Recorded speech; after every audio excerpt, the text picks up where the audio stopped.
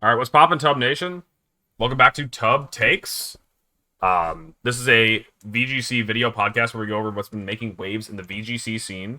Today, I'm joined by my co-host Adi. Hello, everyone, and welcome back to Tub Takes.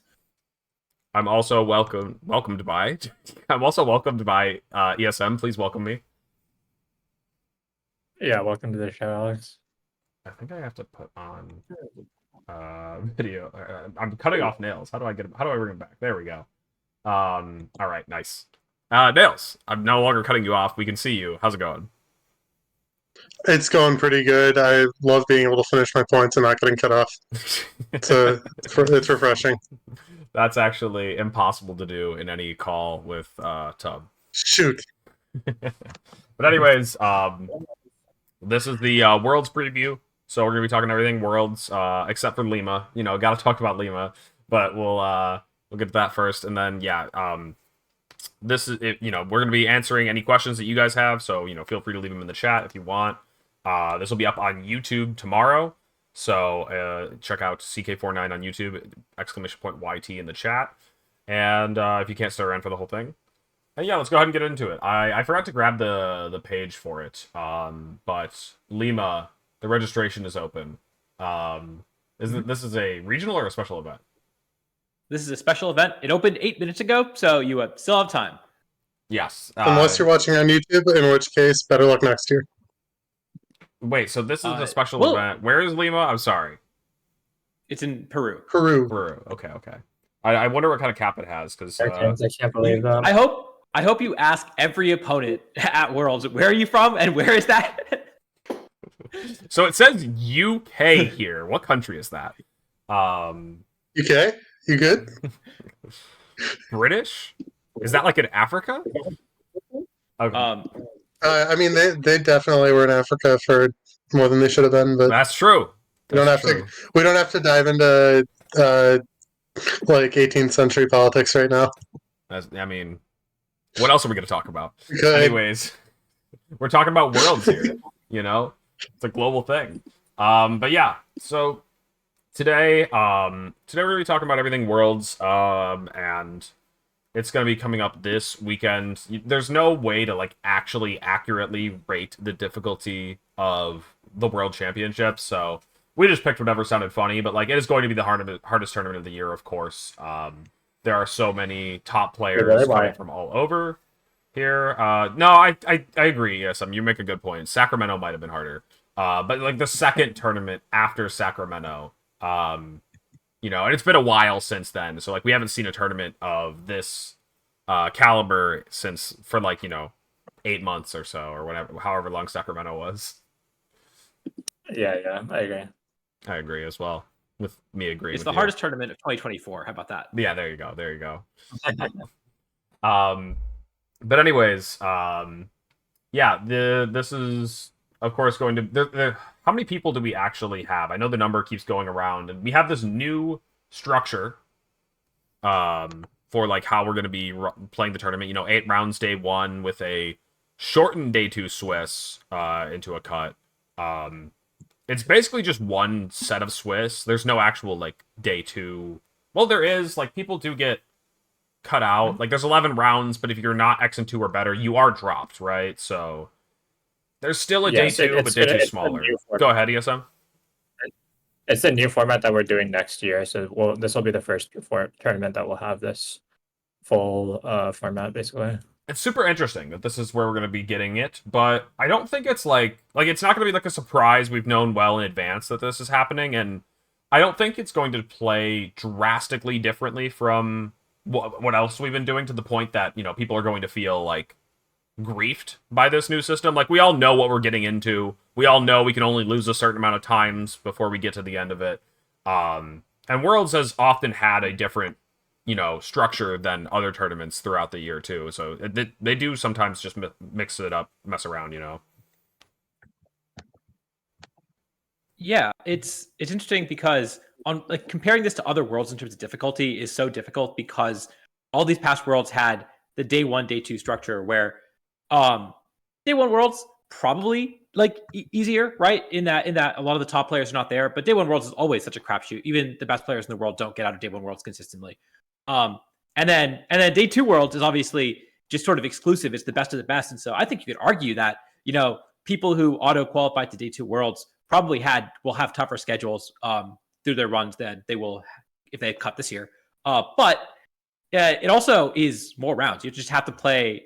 If you start in Day Two Worlds, you have to play way more Pokemon compared to in the past where you had to go 5-2 to top cut Worlds. Now you have to actually play it out. You don't get really rewarded as much for having an excellent season. And so yeah, it is really hard to compare to other past Worlds in terms of difficulty. Absolutely. But in a vacuum, it is obviously the toughest tournament of the year every year.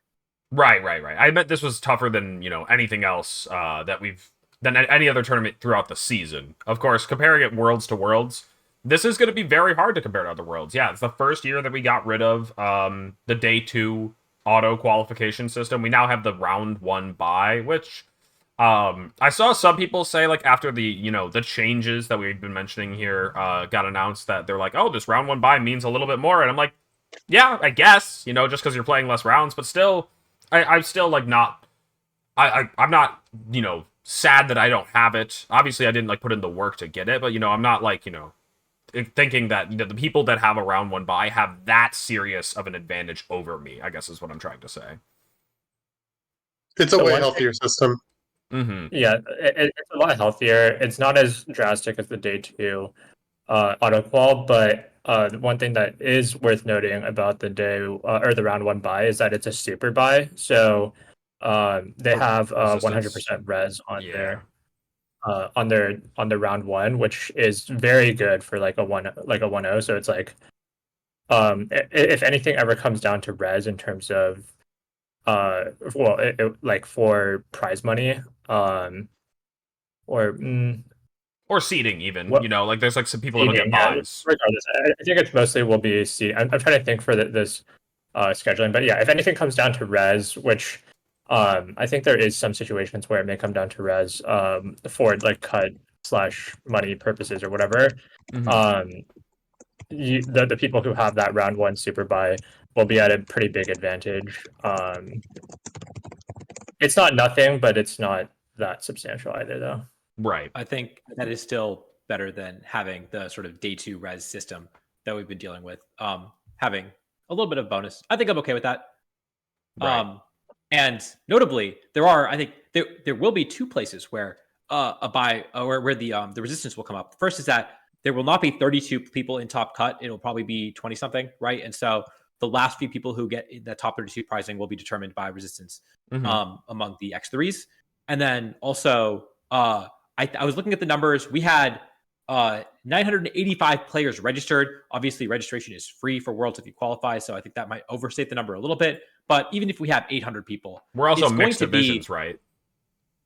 Oh, is this mixed divisions for the registration? Yeah, I think so. Okay. So it'll be a little lower then, for sure. But even if it's about 700, 800, you're still looking at like, I think all the X1s should get buys, and then maybe 1 or 2 X2s will get buys. And so based off resistance, you're the top X2.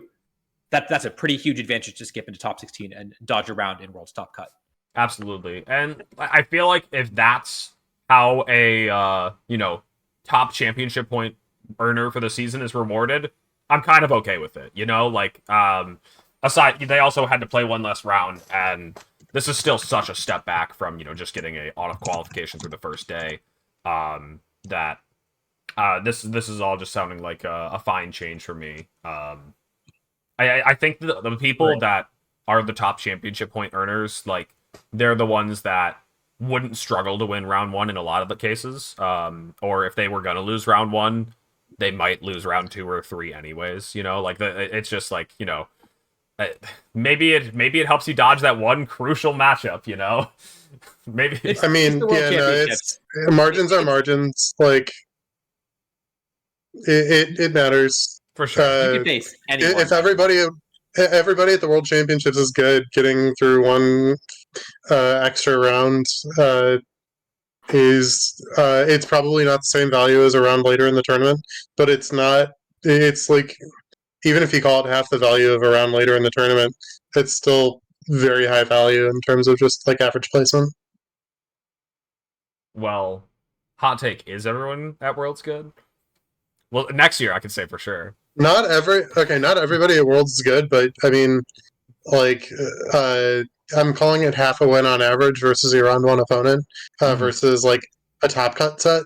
And that's just the distribution of you're probably going to be like 60-40 into the field on average.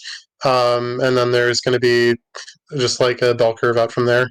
But Well, I think even if we aren't to say that everyone is not that good, like, which you have your own opinions on, but I think the vast majority of players at Worlds are good enough to capitalize on a good matchup. So like, if you end up queuing into a bad matchup, like there's a good chance that, like, if you're just talking about mitigating risks, like, round one you just queue into your worst matchup, and almost like most players at Worlds are going to be good enough to capitalize on that, even against like the best players in the world. So Nope, I'm different. yeah, like I'm if you're different. I've actually if loaded up a team that is 40-60 into the whole metagame. That's my planned Worlds team, and I'm just gonna diff every single time. fair enough. Good luck. Like the people of the day one, an hour one buy, they just don't have to prep their Groudon matchup. The rest of us, we have to spend like an hour worrying about what if we queue into Groudon round one.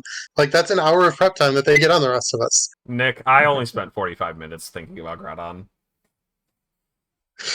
Yeah, I mean, that should have gone to more locals. I've already spent 45 minutes thinking about Groudon. That's all I have to say on that topic. But yeah, this different structure is going to be interesting to see. I'm excited to see it in action. One question I actually forgot about is between like your resistance from day one carries over for the second part, the day two. I would assume so.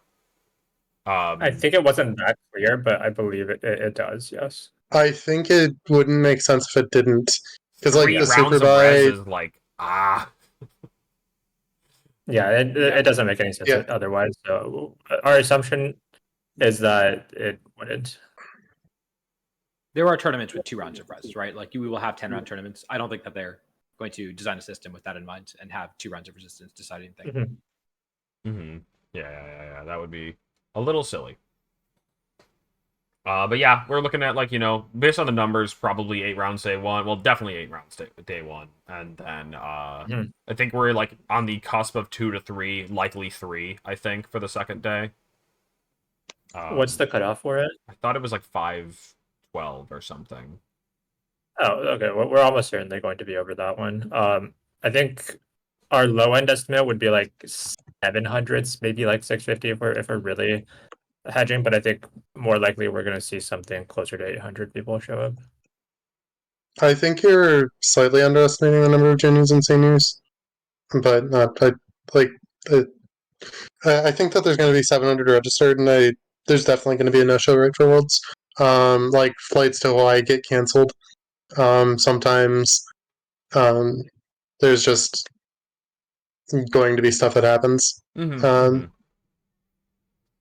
Let's Notably, there's a typhoon that just hit Japan. I don't know if it was. I remember seeing some Japanese players post about it. I don't know who made it and who didn't, or if they've left even. But that is also like flights do get canceled. Yeah, we got to remember people are starting to fly out already. For us, I know me and ESM are leaving on Wednesday. What about you guys? Also Wednesday. Yeah, I'm leaving Wednesday and getting in Thursday. Got it.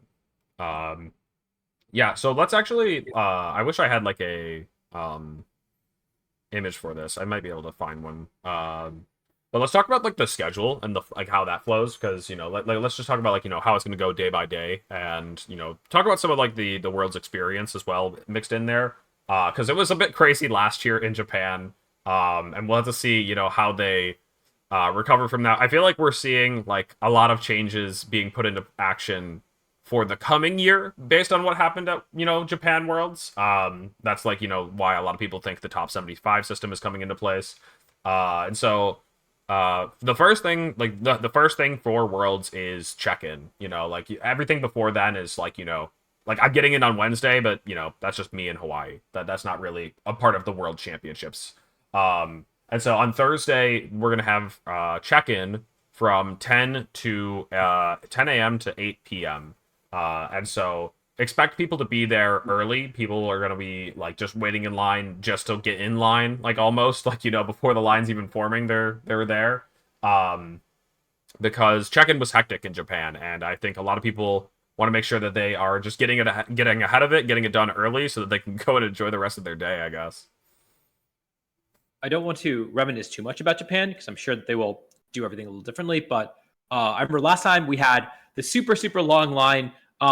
People were waiting in line for hours, but I think we only had like 4 hours to register. It wasn't an entire day like it was this time. I know we got in the evening and y'all waited in line, and we got in a little late. But yeah, the line was hours long. Partially because spectators had the same line as competitors did. I don't know if that will be the case again. We'll see. But notably, if you are picking up your badge and you have spectators, your spectators have to come with you on that Thursday to pick up their passes as well. So don't forget that. Yeah, I don't have anything else to add about badge pickup, I don't think. Mm-hmm. Well, I do. If you miss badge pickup on Thursday due to travel delay, come directly to the convention center on Friday at 7 a.m. I have had to do that. I had to do that at London 2022. They did not give us the people who had to check in late a loss or anything like that, but they warned us like it could be a loss, but then they didn't give us a loss. So better safe than sorry. You really should try to do it on Thursday if you can. But they are usually pretty accommodating if your flight lands late or whatever or gets delayed. The thing is, if you do get your to get in late, the thing is there is a little bit of a worry about having enough competitor kits. That is a large chunk of money for the people who got their Worlds invite. So that is something like I think towards the end of check-in in Japan, they were running out of kits, and there was a lot of there's a lot of people who got Worlds invites for especially TCG, but also VGC more than in past years. So it has been. I mean, I don't know. It's not to like fear monger or anything, but if you do end up getting in late, there is a good chance that you'll probably miss the competitor kit. So don't forget to check in on Thursday. Yeah, and so we'll be getting the world swag on Thursday. That is the competitor kits or whatever, and that part is like one of the more fun parts about Worlds is just kind of seeing like what they've all put in there. I think they've kind of like been releasing it or teasing it early instead of like just letting it all be debuted when the bags come out. So I think a lot of people have been spoiled on that for better or for worse. But I'm always excited when you get the backpack just to see what all comes with it. I know that you can like they're a very like lucrative way to like make money off of traveling to Worlds, but I've always kept all the backpacks and stuff, and so that's just kind of like a fun like collector item type thing that is like one of the exciting things about qualifying for Worlds, especially if it's like your first one. You get to like remember the Worlds by this like kit that has all these like fun memorabilia and items and deck boxes that you don't need because you don't play TCG, but you still get the deck boxes. I feel like they've actually been giving us like some things instead. Like they give us like screen cleaners, which is like cool. At least they're like they're trying at the very least. And we get switch cases. The switch cases have been dope. I do like that change.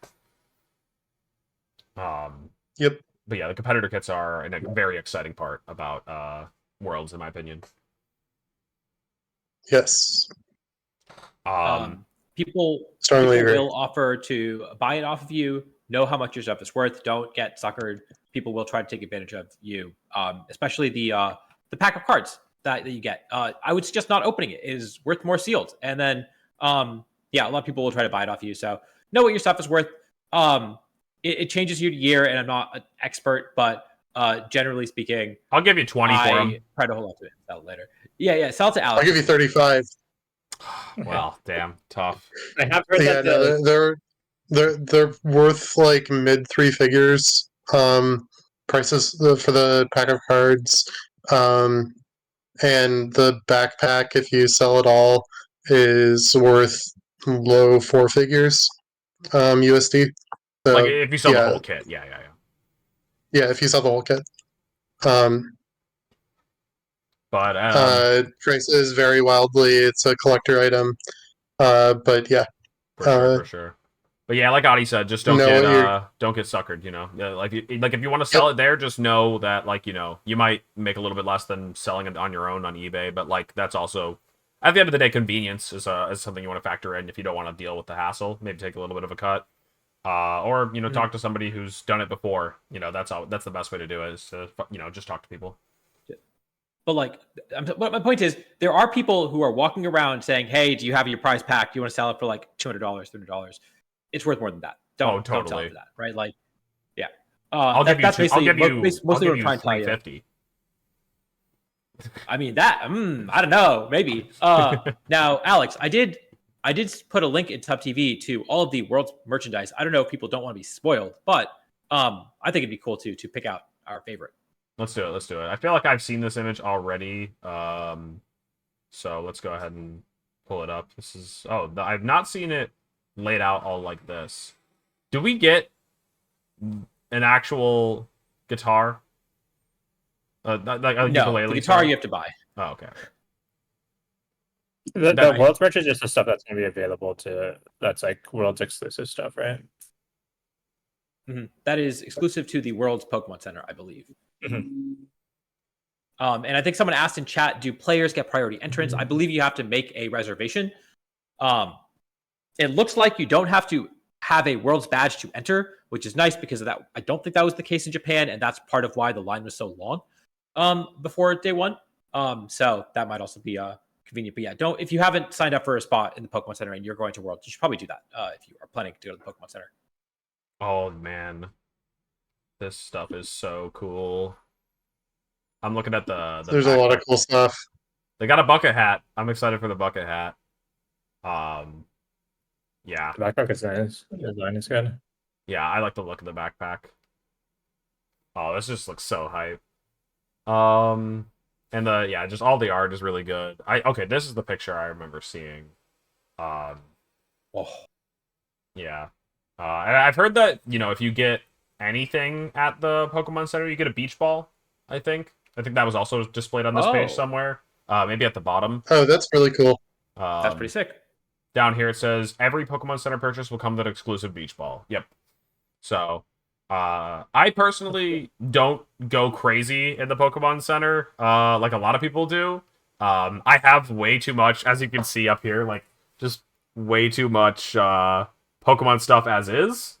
But one thing that I do always buy one thing, and that is another shirt, because the competitor kit comes with a shirt, but, we get one for me and Gina so that we can match or whatever. So, yeah. I will be getting a beach ball as well then. Hell yes. And maybe some other stuff. I did get some stuff when we were at Worlds in Japan because there was just some really cool stuff in the store. The things to look out for, the dice box is usually worth something. There's a lot of things that you'll see that are say limited to 1 or 2 purchases per person. And those, if you're looking at reselling things, those are obviously the things that people are targeting down, which is why you can only buy so many of them. I really like the I'm not sure which playmat is ours and which playmat we have to buy, but I really dig the Munchlax eating a pineapple. I think that's a really cute playmat. Oh, it's super cool looking. Yeah. Where is the t-shirt? It's kind of all blending together to me. Somebody said the t-shirt looks cool. Is it? No, that's a towel. Which one's the t-shirt? So Adi, are you saying you like the Alolan Executor, Matt? Oh no, I'm looking at there's one shot with everything on it, and it looks like they're laying on a playmat that has the 3 images on it. From the it has the Machamp and Snorlax with pineapple. Oh, I see. It has the Pikachu sunbathing. Yeah, that does look cool. That does look really cool. I don't know why it says Aloha, by the way, because like they had a whole region that was like named to be like, I don't know. They should be saying Alola. Like, and that's like how people like greeted each other in Alola. It was like they would say Alola, and so like, how'd they mess that one up? It's not. It's Hawaii Worlds. It's not Alola Worlds. I know. Okay, genuinely, I don't know where the shirt is. I feel like I'm just maybe a silly guy, but they might not have revealed it yet. Somebody in the chat said it was cool, so I was just like, maybe they saw it somewhere else, or maybe we're just overlooking it. Either way, I'm excited. No jersey. There was probably a jersey. I feel like not everything that's like being sold at the store is literally. Yeah. There's definitely gonna be a lot more shit than this. They probably haven't fully revealed everything. Yeah. Oh, the other thing that I like to do with this merch, because if you don't play TCGs, you might not have a use for the deck box. I think the deck box, if you look at it, has some cards, or not cards, but like separators inside of it. They make awesome bookmarks. If you want a bookmark that's really cool, I'm looking at the like the Azumarill one. I think those are excellent bookmarks. Hell yes. Oh, the Azu is very cute. All the guys are just so cute. Anyways, that'll be definitely an exciting part of check-in day. And then getting our badges and stuff. And other than that, then that's pretty much it for Thursday. And then Friday, Saturday, Sunday, there's not a lot to talk about because it's just like the tournament, you know. Like I mean, Friday we'll be playing 8 rounds. That's when it all starts. Oh, the opening ceremony. Opening ceremony is gonna be lit. They sometimes announce stuff there and sometimes announce stuff afterwards. Sometimes they do both. So opening ceremony. They did a cool show for both NAIC and Worlds in Japan. I feel like they're definitely doing another show here. So could definitely see some kind of fun performance.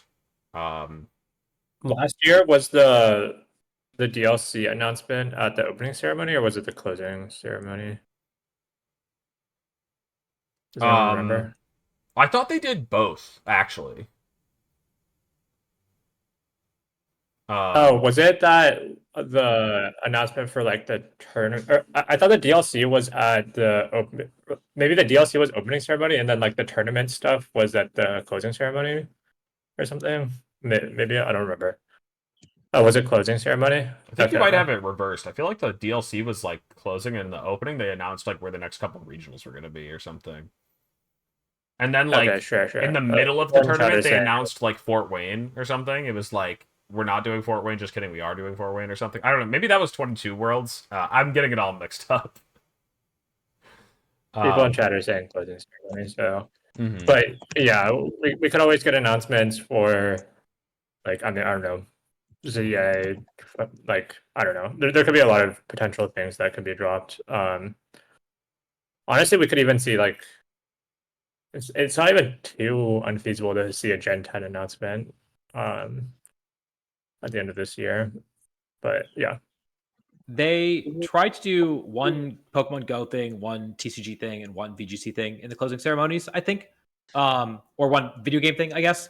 I would be shocked if it wasn't Pokemon ZA. I guess I wouldn't be shocked if the VGC thing wasn't Pokemon ZA related, but I would be shocked if they didn't release any information about Pokemon ZA, either in the opening or closing ceremonies, just because I don't think we've gotten any news about it. It's been a little bit of a dry spell in terms of news for Pokemon ZA. I am looking forward to it. I saw some YouTubers that I follow who are casual talking about how they expect World Championship info, because they just haven't released anything, and they've been kind of suspiciously quiet, honestly. So yeah, I would really expect some Pokemon ZA news at the World Championships, either opening or closing ceremony.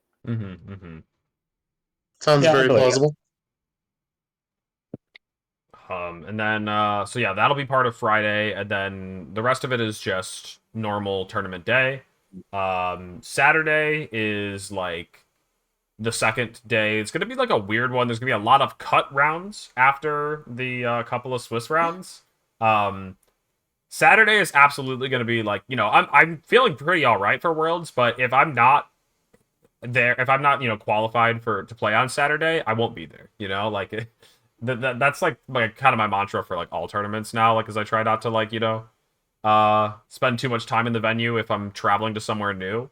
But Saturday is definitely going to be the fun, fun explore the city day if you're not doing well in the tournament. And I find that, I feel like if you have a healthy mindset, that is just a win-win. You know, you're either finding success in the tournament or getting to have a bit more fun with your vacation. Saturday there's gonna be a big VGC side event. Nothing's really special, no points, just tickets. Okay, yeah. It looks like they're probably not doing the Open, considering they didn't announce that already. And I'm glad. You know, I'm popping off celebrating the death of the Open. That tournament always sucked, in my opinion. Like I hate what it stands for. And yeah, like I think we've Rip gone Bozo, like, you at know. length. Especially for a place when Worlds is in a place where they're not really trying to incentivize people to travel to it, unless they're playing the tournament. Yeah, strongly agreed. The Open sucks. Open sucks. It just draws attention away from the important tournament. It kills the vibe. Yeah. So Yeah. you say that, but that that does directly conflict with what Alex just said about I'm not going to the venue on Saturday, right? Like, I also am not going to the venue on Saturday if I don't make it. But if there was Okay, an but for open, I people who probably would are- go to the venue on Saturday. Wait, but So, why would like, you play in the it open? actually- Don't play in the Well, I open. think Nick's referring to. No, think if I crash out of day one Worlds and there's a regional level tournament the next day, I will play in the open, especially if it's in Hawaii and I don't. Like, I don't know, like boo. You're the problem. Boo. I don't know. I will For say people who care about the tournament, it's for people who are just there for Pokemon. It's way more. It makes the event better for them to not have the open, and for people like Alex, like I'm fine with his vibe too. Of he's just gonna do other stuff. I don't hate everything about the open. The one good thing about the open is that if you are going to gather VGC players from all over the world, you might like, and they don't, maybe you don't make it to the second day of competition. It's not a bad thing to like have another tournament where you get to fight people from all over the world. Like there's only going to be so many opportunities to play an open team sheet best of 3 against a player from Japan. And if you didn't get that in the first day of competition, you could get that at the open. I still hate the open though. I still hate it like 95%, like 98, like 90, 97.3%, like something like that. But the remaining percentage, cool that you can fight worldwide players. Anyways though, for what it's worth, go ahead. For what it's worth, not only do I agree, I've also already planned out basically my entire time in Hawaii. So I'm including what I will do on Saturday if I miss day 2. Nice. Got another hike planned. That is the right way to do it, is to, make sure that you're willing to use that like time. I feel like a lot of people who are like too caught up in the game will just kind of like be sad on Saturday and like that they didn't make it, and it's like, no, like you're supposed to be celebrating that you get to actually like, use your vacation. Like I feel like I'm traveling to Hawaii, and I'm going to be spending a lot of time in this convention center, like playing Pokemon, and like that does bum me out just like a little bit as a concept. Like, of course, I wouldn't be going if there wasn't a Pokemon tournament at all, but like I do celebrate any time that I get to spend outside the venue. I'm actually appreciating like the time that I'm going to be spending there. But yeah, so Saturday, I don't think there's anything else going on Saturday. The have the most hype matches. Actually, Saturday is probably the best day from a spectator perspective. While we're talking about it, because those are where you get to see high level, not super planned matches. I'm not going to have us talk about how finals sucks, because we talk about that every time that any tournament's coming up when when we have finals on a separate day on Sunday. But I think we're like 4 for 4 on hating Championship Sunday. So all agreement there. Thumbs up. Yep. No, thumbs down. Championship Sunday sucks. True. Thumbs down for Championship Sunday sucks. But Saturday has some very hype games where there's a lot of tension. You don't really know how it's gonna go. The thumbs up reaction. You were doing the fireworks too. What are we saving the fireworks for, Adi? Right now. Yeah. But yeah, so Saturday we'll have some great games. Maybe you'll catch us streaming one of the games on Saturday again. We did do that last year. Remember that? That was nuts. Yeah. Yep. And that is the one thing I like coming back to the venue in the evening and watching the really hype top 8, top 4 sets on Saturday. I agree. On Saturday, I'd like to spend most of the day outside the venue, right? But assuming I don't make it, but I really do think that the top cut sets are so exciting, and the new structure means we have more top cut I guess we don't have more top cut sets. Yeah, we do. We have a little more Yeah. top cut sets. So Yeah. it's gonna be really exciting. It's gonna be a really, really fun day to watch Pokemon. And yeah, I do want to experience part of it, even though I also want to experience Hawaii. For sure. Like those sets are like, you know, the best of the best. The top 8, top 4 sets. Those are the ones where you're like really on the edge of your seat. You don't know how it's gonna go.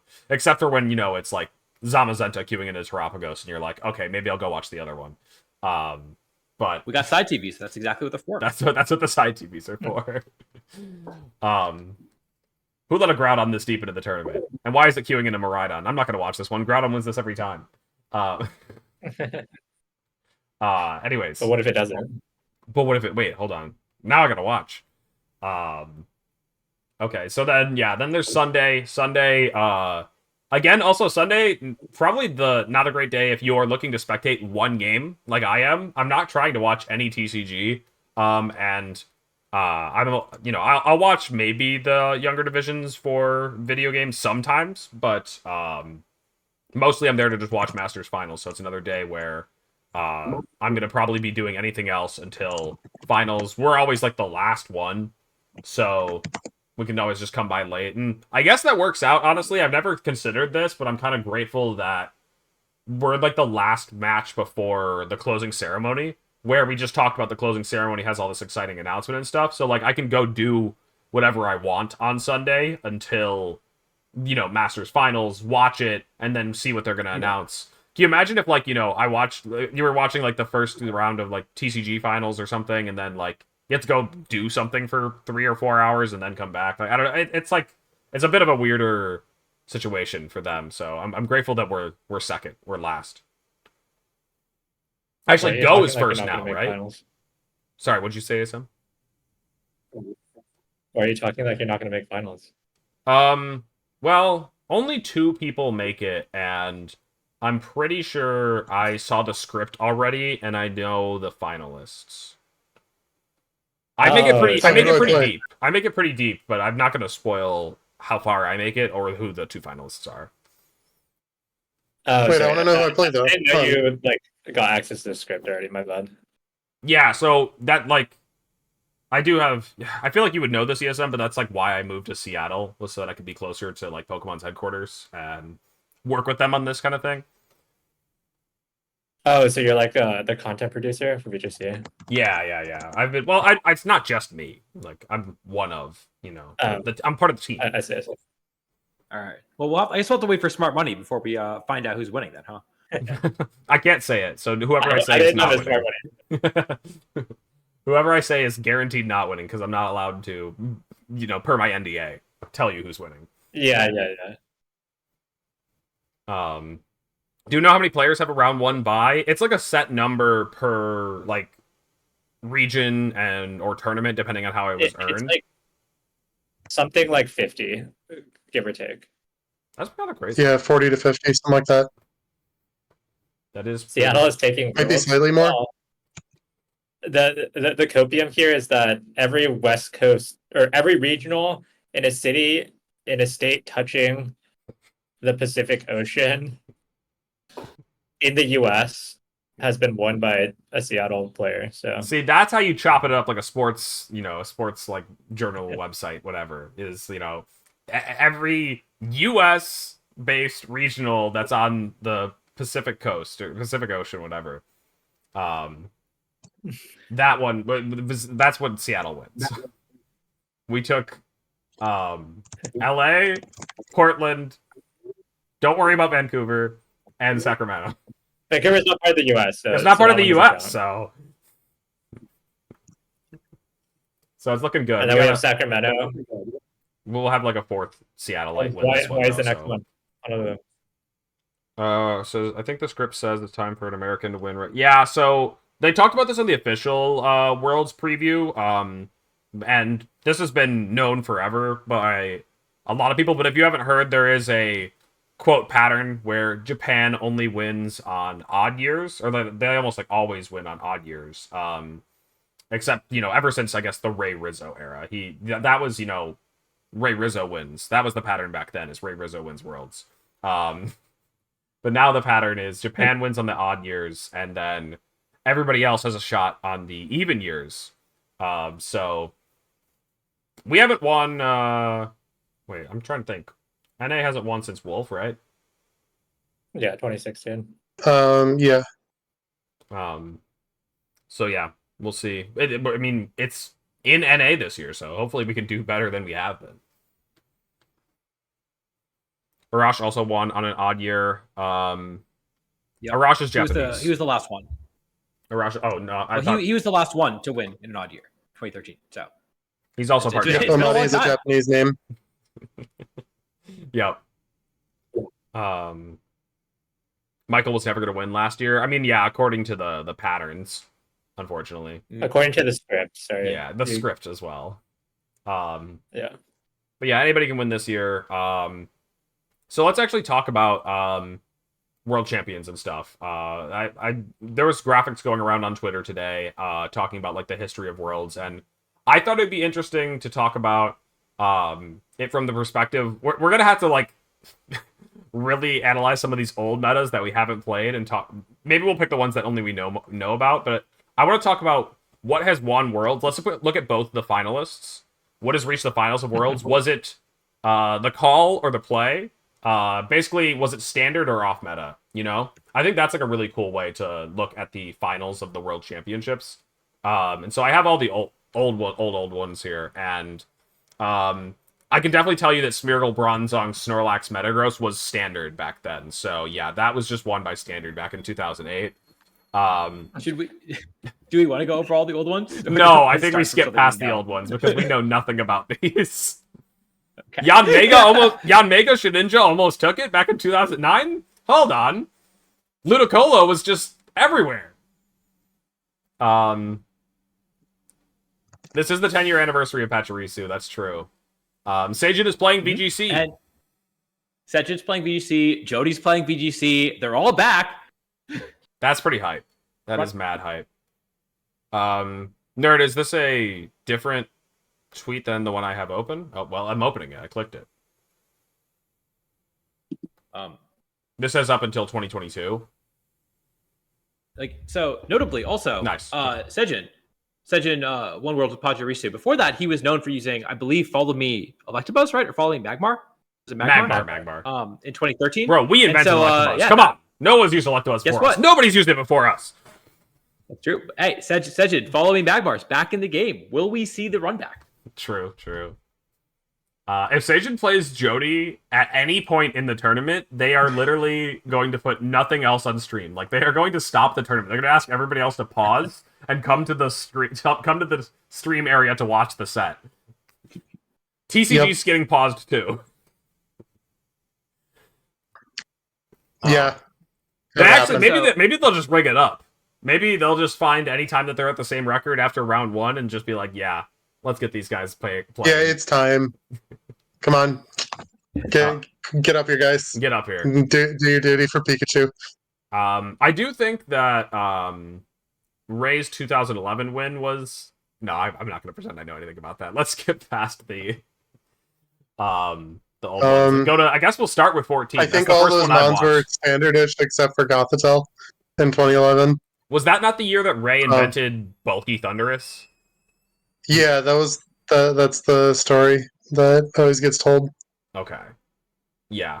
I've heard it, sitting around the campfire, sitting on my dad's lap, where he was just like, back in the day, Ray made Bulky Thundurus. We didn't know that we could use defense EVs on our Pokemon. I mean, I don't even think it's an especially hot take to say that everybody was kind of really bad back then, relative to now at least. Mm-hmm. Like, it's just smaller player base. We had less understanding of the game, less online resources, all that kind of stuff. Yeah, no, it's like, my take was actually going to go in the opposite direction of it's all about how good you are relative to the player base that you have to compete against. Like, he didn't have a stronger player base to compete against, and if you're consistently, if you win Worlds 3 times in a row, regardless of player base, it's about as impressive. With the one caveat that the Worlds was way smaller than it is now. So outside of that, like, I don't think a 500 or 600 player tournament would be just as impressive now as back then. So, would you say that Bill Russell is the greatest basketball player of all time? He was Nope. probably, yeah, no, I don't think there's a good argument that you can really use to keep him out of the conversation. He's just kind of the GOAT, right? Mm-hmm. It depends on your philosophies. I think different people have different philosophies. I am a LeBron goat. I'm glancing at this, and I feel like if we're talking about goats, I think it's Bronzong. I did not realize Bronzong took 7 out of 8 spots in 2016. I did not realize, like, I knew that the mod was good that year, but like, damn, Bronzong, that's like kind of hype because, like, I don't know, it just doesn't really, it's not doing anything in this restricted format, despite having access to more tools. Why isn't it? I feel like it might be because Xerneas Why isn't isn't it around. the call? Why isn't it the call, Alex? I'll run it. I'll do it. It literally hard counters caloric size. Also, I feel like if you're looking at these teams without like context, like if you do nothing about 2016, you'd be like, Wolf's team is so boring. There's literally 3 of them in top cut. Like, this is actually just the most common team in the meta. This guy's not innovative at all. So let's talk about it really quick though. For Sajin and Jody, I'll start there. Sajin's team, obviously, a innovative, pick. The Pachirisu was not something people were looking heavily at. I'm pretty sure that Mega Gyarados was not especially meta as well. Yeah, I think so. Jody also had some crazy picks though. Mega Lucario and Rotom Mo were not very popular either. So I think both of those being I'm looking at 2015 now, and that's going to be a very quick one. Yep. Missed out. Jody had a Ice Punch T-Tar too, which is a special one that you could only get from I think Japanese or Korean event. But Jody got one and he used it. I don't even know if, and the rumor has it that people didn't know that you could even get that. Is what I've heard, but I don't think that's really not necessarily true at the World Championships, right? There's also a Machamp in top 4. What does Machamp do? It uses Dynamic Punch. Where are we looking at Machamp? Oh yeah, Machamp won in 2015. Won in seniors. Seniors.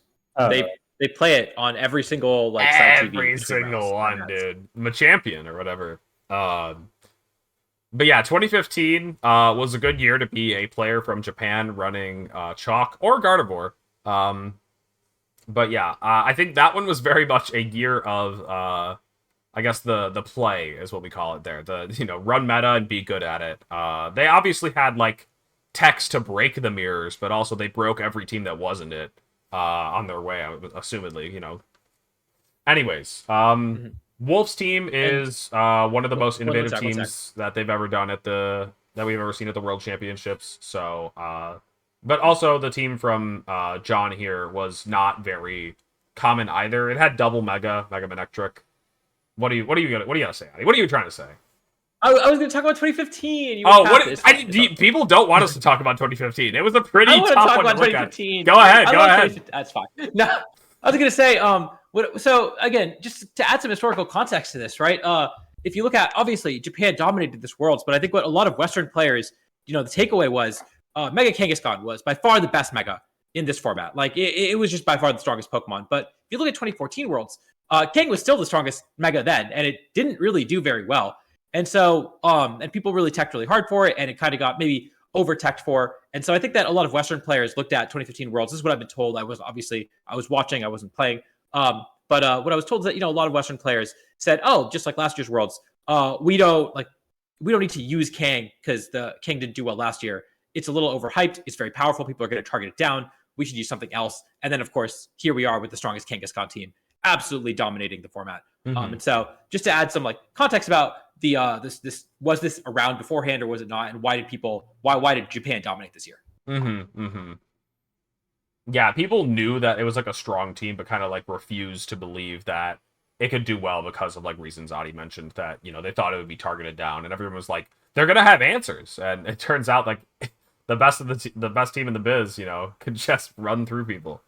But yeah, so back to 2016. Looking at just the finalist teams, I would say both back to being innovative. There was some pretty interesting stuff on both of the finals teams here. Going on to 2017, I think probably innovative on both of these ones. Yes, very much so. Yeah, I think Zelda's team was like used at some point in the format, or am I only thinking about how it was just very common post Worlds? Was it used at all before? It wasn't really used much, at least the combination of six. For sure. Yeah, and Ryota's team also very innovative. Marowak had really fallen off. Crocodile was very uncommon.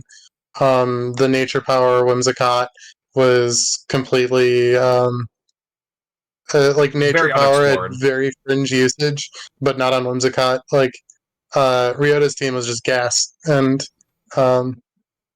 aside from that very Whimsicott, much I feel like Ryota's team was like almost a day one team. Not to get into the history of genuinely, yeah. that format too much, because the one thing that wasn't a day one team was, like, I guess Whimsicott to an extent, and also Tapu Fini. We all just like kind of said Tapu Fini is terrible. It's the worst one by far.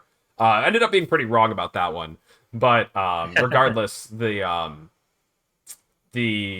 both of the teams here were pretty innovative, I'd say.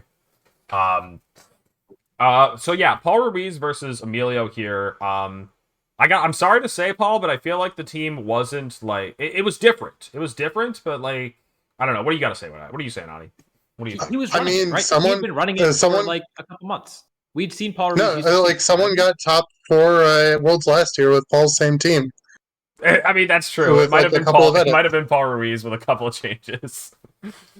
It was his Worlds team from the year before with a couple of changes, and it's one of the most one of the funniest World stories we've seen, where he just almost ran it back and won it the next year. Yeah, yeah. So shout out to Paul. I mean, just playing to play style is a very strong thing to do.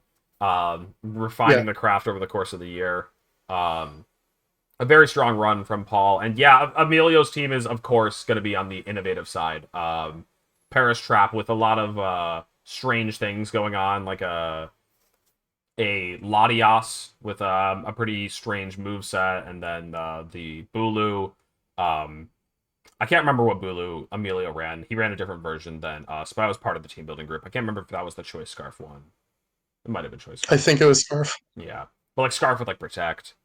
Yeah. Yeah. I should remember better because that was part of the team building group. But anyways, yeah, I would say okay, let's move on to 2019. 2019 some weird stuff, but I would say the winning team definitely a standardish build, right? I would say. Was it? I thought so. Like, yeah, it's pretty standard. Like Lunadon might not have been the very... most common restricted duo in the format. Yeah. Like it's probably like, top. It was 6. a standard construction of a non-standard archetype. Yeah, I guess that's a good way to put it. Maybe I talked to Gavin too much, but yeah, the Lunadon I think of is usually like the sort of jump left variants, and I think that's the version that I had played against the tournament. But I guess Alex, you used a lot of Lunadon in this format, right? So I used a decent amount of it, I think. Yeah, I can't remember actually if I used it a lot in 19 or sorry in Ultra. I definitely used it in Moon. Anyways, yeah, and then Hirofumi's team, I would say it's pretty close to innovative. Kangaskhan, not the most common this year. It did actually get 2 top cuts. And Umbreon, definitely a standout pick. That was almost going to be the world champion. Like, I was definitely rooting for Umbreon just because it'd be so cool to see that Pokemon win the world championships. But getting second is pretty dope, too. Hirofumi, obviously, still a very strong player to this day. But yeah. I want to highlight again the discrepancy where I think Alex Gomez and Eric Rios came into Worlds with something that we had not seen before. We call it Spain Rain, and yeah, that obviously kind of took the world by storm. They both got top 8, which is really really impressive. And then you also see James Beck and Stephen Mia using the same team, or almost the same team, and they've been using very very similar teams to this all format. And so again, it's sort of that dichotomy of these 2 different team building partners, where one of them kind of used Comfort, and both of them did very well, whereas the other ones kind of built this brand new archetype. And despite using, Kyogre, I guess, they are very different teams, and they both took very different approaches, doing well at the same World Championships. Mm-hmm. Almost up to, modern day, but 2022 won by Edu over now banned Casty. Anyways, the team from Edu, not gonna give innovative points to that one. I believe it's like almost the exact same 6 that Emilio won over me with. I don't know. It's been a minute since I played him in the finals. But yeah, this team is it was a relatively standard composition of these Pokemon. You can see Calvin having a pretty close match to it in 5th. Yeah. Adi's always got something to say with his expressions, man. What do you... Is this the most boring World Championships ever? I mean, look at these teams. Name one cool team. Dude, Charizard's legal in this format and it's good? What? This is awesome! Charizard's a pretty cool mon. I had that guy on my red team. Oh, man. That What? was broken. I hate that guy. This is a world where literally everyone took the team that they had been playing for months at this point and used it again. And the people who used it, the same team, by and large did well with it. So, Well, yeah. everyone was using like this Everyone's regular old play. Grimmsnarl, and Davide Carrera ran this weird looking one. Is that not innovative? Does that not count as innovative? Yep. Yeah, no, David's probably the most innovative team in the entire cut. Oh, It man. actually became the template for every team after it. We call it Rinia's son. Yeah, because Davide Carrera ran it, right? Yeah. The name Rinya comes from Rinya balls. Anyways, would you guys Okay. say the pandemic might have affected the metagame leading up to Worlds 2022? Yeah, no, so the metagame caught COVID and it just like had this thing called Dynamax as one of the complications. It was really bad. Dynamax was very bad. Don't make me talk too much about Dynamax. Cassie's team, though, we didn't actually mention if it was innovative or not. I think it was not. Like, it is very close to... Wait, spamming Hypnosis wasn't innovative? I don't see anybody else spamming Hypnosis the entire way through dates. Like, Yeah, it did have Hypnosis on the Lunala. I think it's objectively innovative. I don't think it's terribly skill expressive, but it's definitely innovative. And like, I think saying Gavin, the right? format is stupid, I'm gonna aggressively high roll. That's like a call. I think I don't know, Gavin ran man. Hypno at NAIC that year too. So and on Ludodon. So I don't even think that was a. I don't even think he was that original. Oh, dude, But, I remember yeah, I playing mean- against it with when we were on Bright Powder Amoongus, Adi, and I was dodging the Hypnosis a little more than I should have. It was fun. Yeah, Casti had been running Lunodon for a while. I think he got top 16 at UIC or top 8 at UIC with Lunodon. So again, this is a team that he had been slowly pushing the boundaries of for the last 4 or 5 months before Worlds at that point. As you see, James Beck, number 3, using the same team he used the previous Worlds, more or less, right? Like, yeah, not a ton of creativity here. That's true. Just running it back with the same team for the previous world. Oh my god. I mean, it worked for Paul Ruiz, so That is pretty awesome. Naoto also ran it back, the same team that he ran at the previous Worlds, and also worked out pretty well. I think the most recent World Championships is a... So there's a couple of things to consider here. One, this is the first Worlds ever that was the first in format, you know?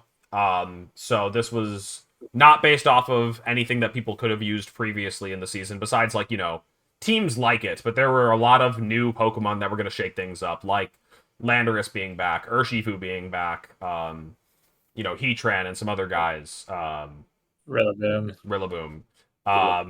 Regardless, though, I would say that, you know, Shohei's team Shohei's... was not innovative. It was not innovative. Shohei's team was, like, BST spam. You know, it was just, like, good Pokemon and Amoongus who has a low BST, but, you know, it cheats by having one of the best toolkits that's ever been printed.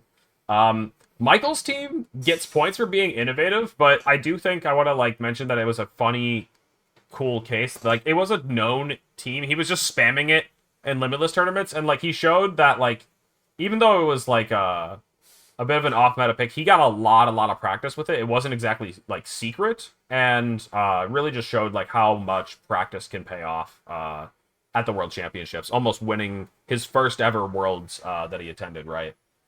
So that could have been a pretty crazy story. But Zine showing that, Yeah. sometimes the standard teams are just too hard to stop.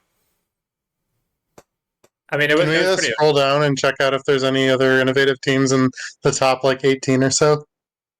Emilio's team, right? Talk I mean, about he should. Neil? Emilio really should have one world. He had a really innovative Neil's team was actually not terribly innovative. Since you bring it up, no, I was actually going to talk about Yosuke Takayanagi's team. He had hard trick room, and that's like something that I thought you kind of would appreciate. Dude, I liked that team a lot. Every time I saw it in action, I was like, I want to use this. And I tried to use it a lot of times afterwards. I couldn't quite play it like they did. I think they were just very dedicated to the craft and knew how to play it better than anyone. That team was mad cool. Oh, you top 24. Okay. You wanted to talk about I also do Joe want to Bochian. give a shout here to MDB because at the time of the tournament, we thought that Farigiraf was like a really bad Pokemon. Like nobody really believed in Farigiraf at the time of last year's Worlds, and MDB did prove us wrong. Going on a great run. I mean, there are a number of other people who came to a similar conclusion and brought Farigiraf. I think there was another person in top 16 with Farigiraf or something like that.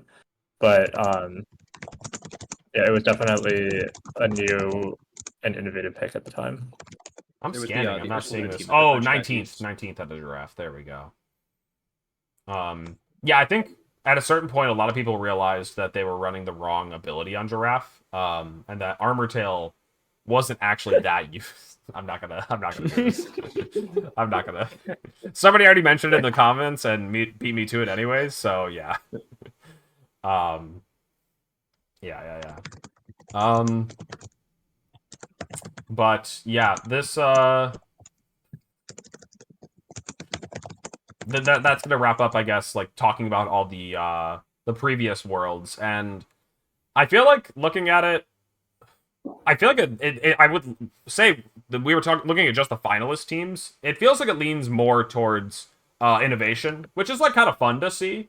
I feel like usually the people who are winning worlds are doing something that sets them apart. We want to believe that the game is a decent split between game planning everything beforehand by building a really cool, well-rounded team that addresses the meta, and then also playing it well when you get to the tournament. But it's cool to see like both sides rewarded, even at the World Championships. I love that. Like VGC is just so cool because they're both sides can't be ignored. You can run the most like standard good Mons team and get beaten because you have to play it perfectly. Everybody knows what they're doing against it, or you can run something really creative, but if you don't know what you're doing, it's not going to work for you. So I don't know. Like it's just fun. I do love VGC. And you can't tell which one it's going to be before the tournament, like because if we knew which one it would be, we would either counter it or swap onto it, and it would no longer be the play. Like, yeah, metagames are cool. That is a good way to phrase it. Yeah, is that it's just like you can't know which one it's going to be, or it'll almost like it'll be the opposite. Like the right answer isn't known beforehand, because if it was, then why aren't you beating the right answer or using the right answer? So one thing that just to I don't know to change the topic a little bit is that we I think we all went to the World Championships for the first time at a different year. I don't know if Alex and Nick, you guys were both 2016. Is that right? Nick might have gone to 15 Worlds. So I was present at the venue at 2015, but I wasn't playing in the tournament. I hadn't played a tournament before the Boston Open that year. Yeah, I just remember you'd played the Boston Open, but yeah, my first Worlds that I attended and played at was 16. Yeah. Okay. So I just want to talk about since we got some time, I don't have anything else on the topic list. I want to talk about. Tell me about your first World Championship experience. I think we have more first-time World Championship participants than ever before, most likely, just given the number of players. So I want people to talk about their first time competing at Worlds. And I guess Nick, if you want to start. Sure. So, I mean, I wasn't too sure what to expect. 2016 also had a pretty big influx of people who hadn't played at Worlds before. Mhm. So it was just a really big tournament. It was like 400 players or so in day one. It was I much bigger think. than previous years because it was the first year that introduced the championship point bar. They didn't know what they were doing. They set it pretty low. I think it was only 350 points. You got to remember the context very was a low, bit yeah. different because, people didn't. Locals rewarded a lot different points back then. But regardless, just know that it was pretty achievable. So it was a much bigger Worlds than 2015, for example. Yes. So yeah. I don't know. I just like I don't know. It was just another Pokemon tournament. Like it was a hard tournament. I definitely built it up in my mind as being something more than just like we're gonna another Pokemon tournament. And I regret the team choice that I brought, but like it had reasons that it was okay. Just Mm-hmm. it didn't work out on the day. What about you, Alex? So 2016 Worlds, it was really like I will say it's probably still my favorite Worlds because it was my first Worlds and like that feeling never quite comes back. And like I mean, I still have a great time at every Worlds ever since then, but I talked about a little bit this in my Portland interview, but basically like yeah, it's just such a cool experience going to your first Worlds, seeing like how hard they go with the venue and stuff and getting that Worlds backpack that we've already talked about, and just being like, wow, this is really really cool. And in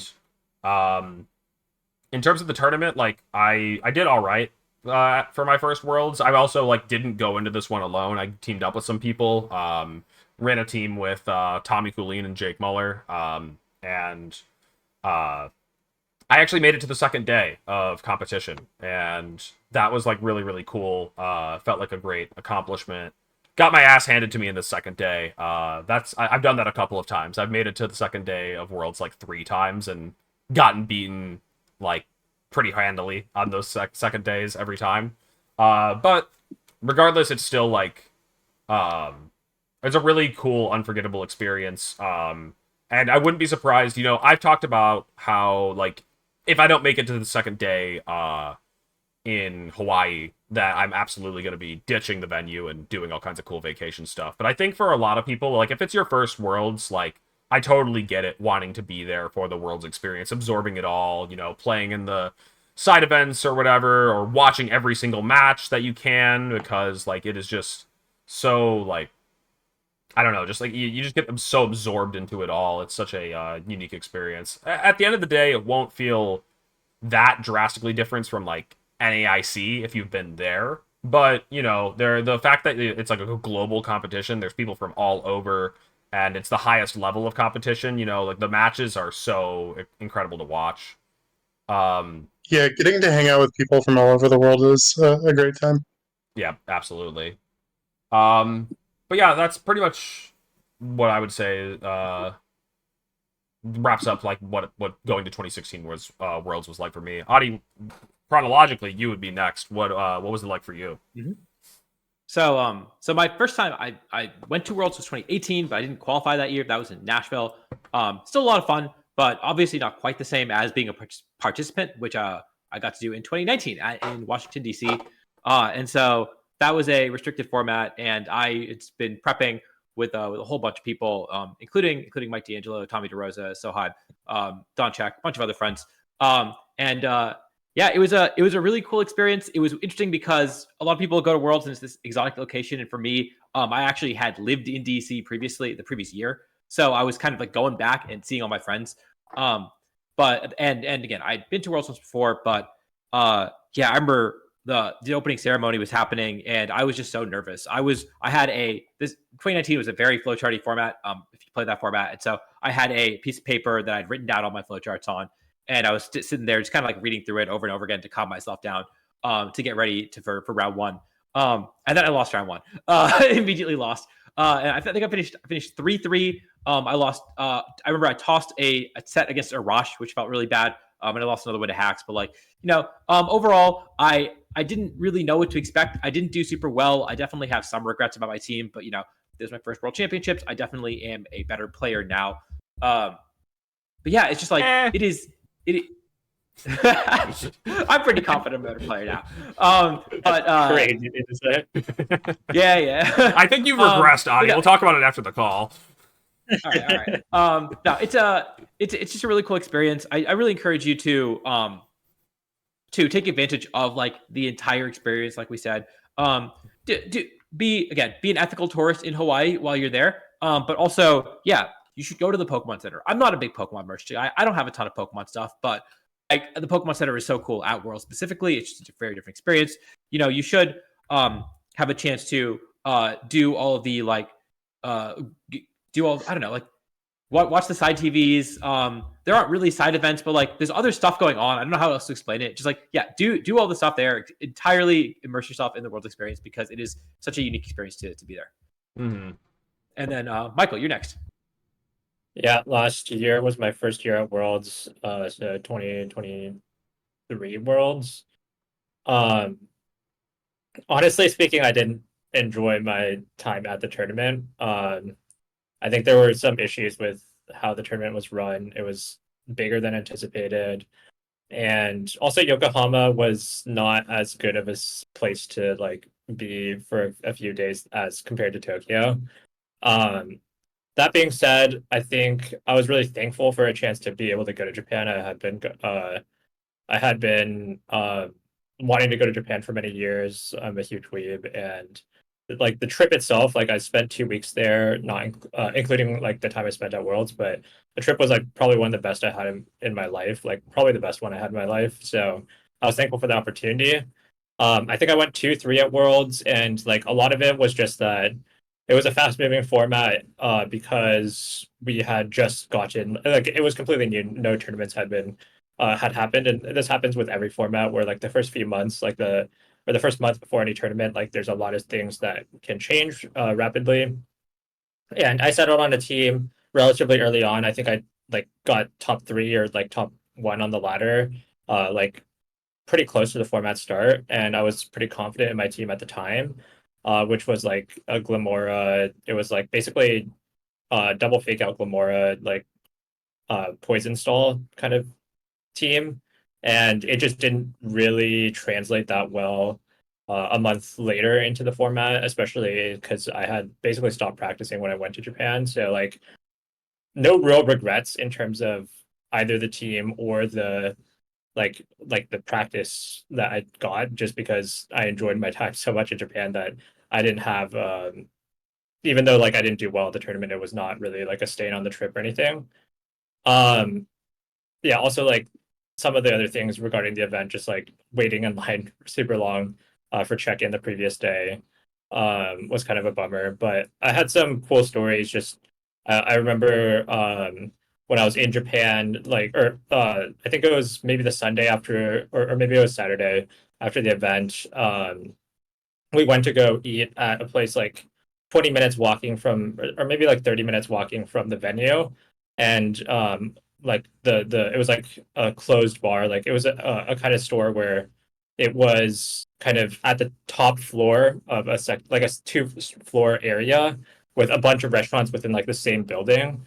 And so it was like in the back, like you would have to know that that place existed to like go in there. And so we walked into the place, and when we were sitting down and eating, we were talking to the store owner, or like the chef / owner of the place. And like I was talking to him in Japanese, obviously, because he didn't speak English or anything. But like we told him that we were like here for Pokemon, and he thought it was like really cool that we were competing for Pokemon. So that was like probably the highlight of the actual few tournament days while I was there. But regardless, I'm excited to have a chance to kind of redeem myself this year. So looking forward to it. Yeah, yeah. This will be. I feel like I don't want to like put too much pressure on anybody that's like going to Worlds, whether you've been playing for many seasons or it's your first time at Worlds, but I do think that it's like the biggest, tournament of the year and like the tournament that I like want to do the best at out of all of them. Like, winning a regional is awesome, doing well at NAIC is really cool, but like winning Worlds would always be like the goal, for a lot of like people. It maybe unattainable for some, but like it's just like even doing well there would just be so cool just to like, get your name out there, get like I've talked about this before, but like I don't play for any of the like stupid reasons like money or whatever. Like it's all about just like for the love of the game and like, recognition and whatever. And so like Worlds is the place to do that. And it's just really cool to see like the people that find their breakout performances at Worlds, or like just like do well, and, like the people that also do consistently well at Worlds. You look at those people and you're like, how do I get to their level? Like I'm still looking at those people. Like there was a couple of names that came up across a couple of different world championships. There's some of the obvious ones, but like James Beck, there, Paul Ruiz. Obviously, there's like Wolf, who's like the greatest of all time or whatever. But like there's like a lot of names that they didn't win Worlds every time that they've attended or something, but they've gotten close several times over, and you're like, those are the people that inspire you to keep playing, to keep getting better.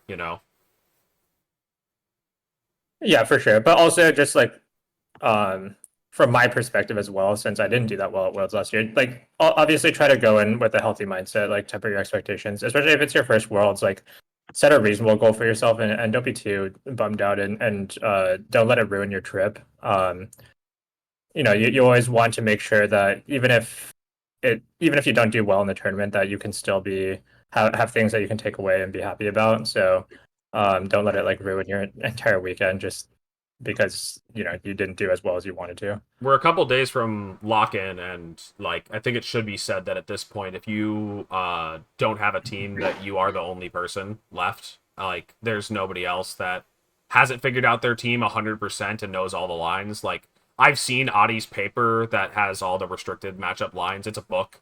He'll have it, with him after. What is he grabbing, man? He printed the 700-page document. Yeah, yeah. Man, shout outs to Tom Hayden last year with the calc doc. That thing was insane. Man, but yeah, this if you don't go 16-0, you should feel miserable for the entire trip. I think that's probably the right way to do it, because like if you don't feel miserable, then you didn't want it enough. Like I'm gonna. That's true. Yeah. Every single time I beat somebody at the World Championships, I'm gonna be like, "Good game. Sorry that this happened to you, but I wanted it more." And I feel like that's gonna like really reflect well with my opponents. They're gonna understand where I'm coming from. They're not gonna punch me in the face for saying something like this. I gotta stop. That's true. No. Keep it. This is good content.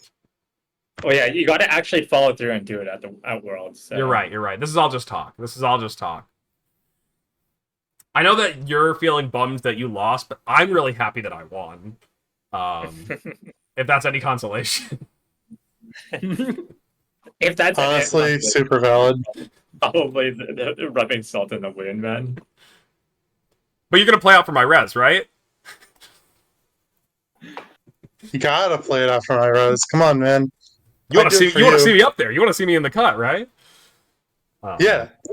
I lost the world champion. You can tell all your friends that. You'd feel really bad if I bubbled out of top 32, right? The overall happiness increased from our match. Such a weird, like, robotic thing to say. That might be the worst one. I'm ecstatic. I don't know why you're sad. Yeah, these are all things to say at your first Worlds, guys. This will go really well for you. You'll make a lot of like friends globally if you say some of this stuff. Yeah, no, if they look at you funny, just say it's a cultural thing. I'm American or whatever. That'll probably get you to that, honestly. I think we had some other questions. Let's talk about this other one that I remember before I check the list, which was this is the longest run-up we've ever had to Worlds. And I was saying this a bit off call, so sorry I'm repeating myself, but yeah, I think with this being the longest run-up to Worlds, we've seen a lot of people take it in different approaches, whether that is non-stop grinding from the day NAIC ended to, you know, the week before Worlds, and, you know, driving yourself crazy, mad, trying to find the perfect team to solve this format. There's a lot of people who you said, like, you know, well, Worlds only needs, like, a month of prep time or something, and, you know, like, I'm not going to be better off by spending all this time doing it. I'd rather, you know, reset, take a break, and come back to the game. I know a couple of people who have done both approaches, like, just in this call, you know, not both at the same time, but, like, people who have done either or. And, you know, I'm in the camp that, you know, I wish I took a little bit of a break, but I probably should have taken more. I've definitely driven myself mad trying to prepare for this Worlds. But what do you guys think about this being the Worlds with the longest lead up between NAIC and Worlds? It's been a process. It's been a grind. This format sucks. That's all I have to say. Right. That's the other thing is that this is already a format that I was skeptical of. Obviously, I did pretty well towards the end of the format, which made me a little higher on it. But yeah, it's not a super fun format to play. That definitely like reduced my motivation to prepare. And then the time that the gap means that it means a couple different things. I think that you are probably best off like identifying your team early and really grinding with it. But that's just not how this format has played, really, right? This format has been a meta call format, and so it's been really awkward to try to figure out how to balance those two. And then also it's been like this format has been 2 weeks and then a big event, and then a week and then another big event, and it's been big events that have meta shaking impacts like every week. Like I don't think NAIC was the end of this format's development, but the amount of development that can be done in 2.5 months is so much greater than the amount of development that can be done in the 2 weeks before the next regional. And so, like, I have no idea what this world is going to look like. I think that people are going to come up with all sorts of different stuff, and it's going to like, and that makes I think that makes preparation really difficult. I think that makes comfort really important because you're going to have to know how to play against a really, really broad field potentially. Yeah, no, everybody spent the last 2.5 months to figure out the Shadow Riders, actually. Just a good Pokemon. Crazy. Stupid Shadow Rider. Stupid horse. That's the Terapagos with the text bubble. It's talking. Everybody, yeah, Shadow Riders are really good Pokemon. Just win your speed test at World, guys. Trust. Shadow Rider goes crazy. You beat all the other matchups. Rider stocks have not been lower since before LA, I think. Wait, what? All the Shadow Rider players are fear mongering about like the Terra Normal or whatever. Dude, everyone's well, no, you just run the like, Terra Normal Shadow Rider and then you win the mirror. It's easy. The story behind that stupid joke tweet that I put out the other day, where I said, you know, like, if you don't have your Worlds team figured out, you are alone. Like, everyone's already figured it out. Was, of course, like, I was thinking the opposite. I was hearing the opposite from everybody. And it was like, you know, it was crazy how I was talking to people who main every good restricted. And they're all like, yeah, my team's nothing but 40-60s, it feels like, at this point. And I'm just like, this can't be true for everyone. Someone has to have the restricted that's, like, the most favored right now. Somebody is sus. Somebody in the room is sus. There's an imposter among us for sure. We gotta figure the world definitely among us. The World Championships will tell us this. Burns, that's actually the correct response. Yeah, I agree. Yours is actually the only restricted that's doing poorly right now. So sorry for you. It's tough out here. But yeah, if you think your restricted has good matchups, that's just a skill issue.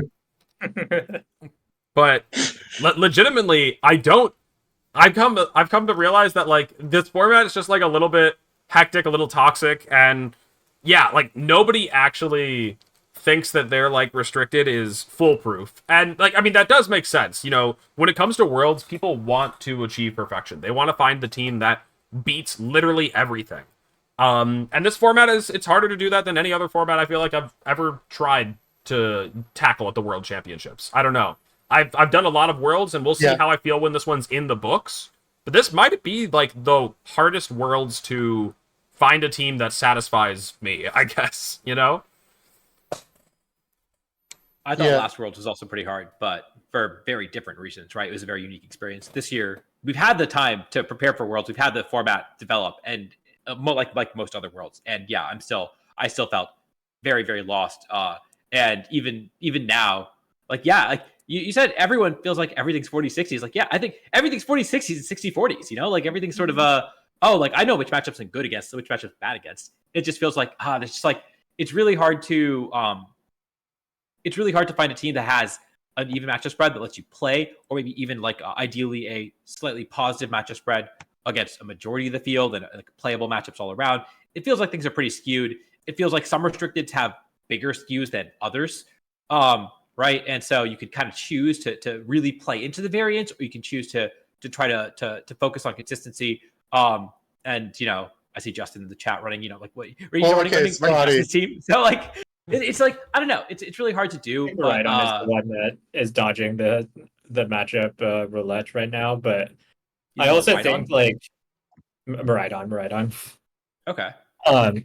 But I also think in terms of the format, like we kind of had ideas about this coming into the format, where the end game of the format might become a lot of a roulette, just single restricted archetypes.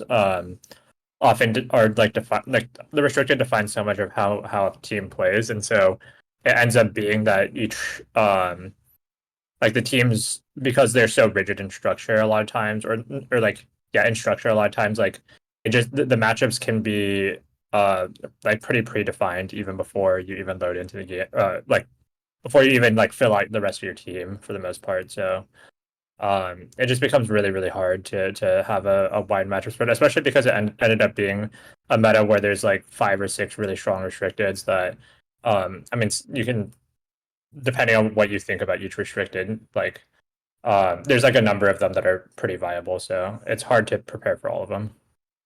And I don't know, I like guess the Ice Rider players are complaining about Shadow Rider. Miraidon players are complaining about Shadow Rider. The Shadow Rider players are complaining about Shadow Rider.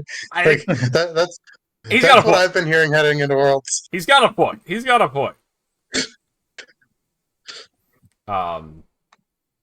Like the Shadow Rider players are like, my worst matchup is the Mirror. Like that sounds like a pretty good choice, right? It sounds like you're using the best team.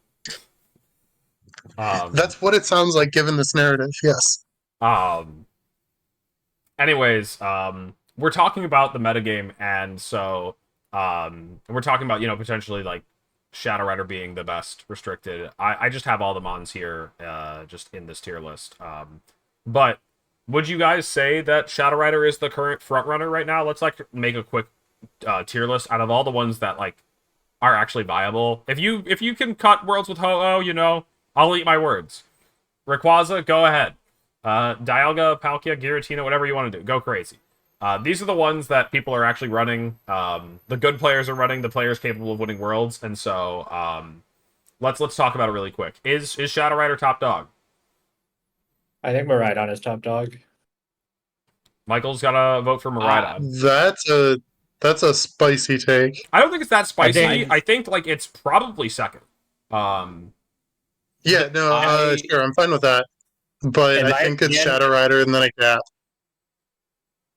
If I had to bet money on which I'm not betting money for the record, but you bet a little bit of money. You bet a little bit of money. We'll get back to it. There's a little bit of money. If I had to bet money on what restricted is going to win worlds, I would bet money on Maridon. I think that there is a clear top 3. That's a little bit of a cop out, but I really do think Calyrex Shadow, Maridon, and Ice Rider are the 3 best restricteds. I think that people are scared of Shadow Rider because there are there's different types of Shadow Rider now, right? Like when we knew what Shadow Rider looked like, when everyone was running like Astral Barrage Psychic, it was very easy to beat Shadow Rider. And then when Draining Kiss, Nasty Plotter Combine became popular, it became a lot harder. And then people figured out how to beat that. And now all of a sudden, you got to deal with the Smeargle versions and the Clefairy versions, and you got to deal with Specs, and you got to deal with the versions that have Psychic and Astral Barrage, or they have Draining Kiss and Astral Barrage. It's like, yeah, I get why you're scared of Shadow Rider, because there are 7 different versions of Shadow Rider that you have to prepare for, and you probably lose to 2 of them, right? And so I am skeptical that Shadow Rider is actually significantly better than Miraidon and Ice Rider. I think that the problems that it had still exist. I still think that building Shadow Rider, I have 2 moves that I get to click basically, and I really want 3. And that's always been its problem. Is that it really wants 1 extra move slot, and so it can't cover every matchup. It has the same problems that everyone else does. I really do think that Ice Rider, Shadow Rider, and Miraidon are the big 3, and that's not to say nothing else can win Worlds. I think there's probably 6 things that can win Worlds reasonably, but I think those are the 3 that are going to be the most represented. For sure. I think the benefit for Shadow Rider is that there's a larger Shadow Rider player pool. I think Shadow Rider will probably be the most represented restricted in terms of usage rate, but I don't think it's not like actually stronger. And I think part of the fact that it's going to probably be the most represented is also going to mean that it's going to be pretty targeted. Especially, I think Terra Normal Shadow Rider is going to cannibalize a lot of the other Shadow Riders, and like that's why I don't think it's stronger than Miraidon right now. I think the objective matchup spread for Miraidon is better. While we're at it, though, I think that Miraidon is the restricted that is in the happiest spot right now. ESM already mentioned this, and I agree with him 100%. That it's like the one that has the most like even matchup spread across the board. If it gets all the turns right, it can win. If it gets those turns wrong, things can get pretty bad pretty fast. And so it's a team that has the ability to win every game right now, it feels like. I haven't played a ton of Miraidon, but that's how it's felt, just coming at it with a bunch of different teams.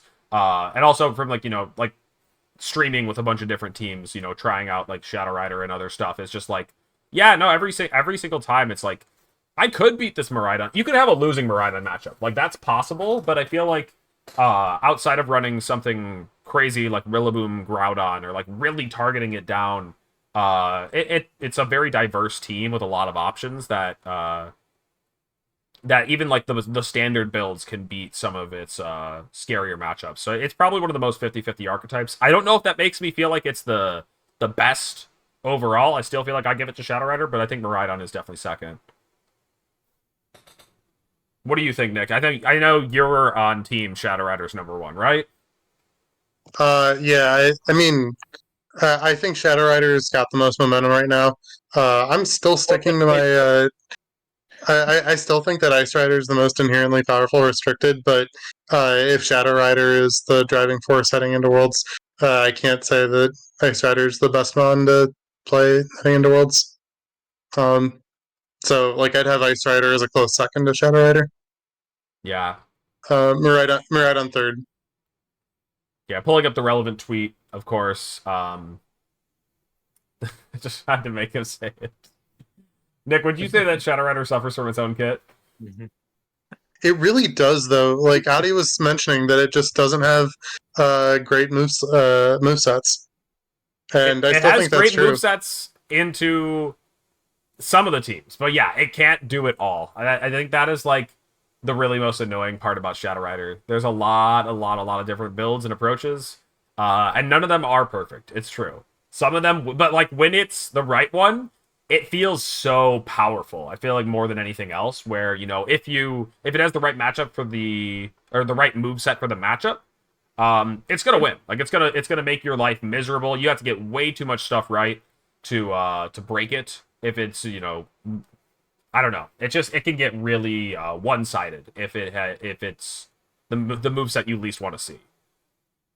Yeah. So one thing I want to say is that I do think it's a better choice for Worlds than a regional, because it's or I think it's Shadow Rider is better at Worlds than a regional. I think that Shadow Rider is like the most inherently powerful restricted. Just that it's going to have more bad matchups.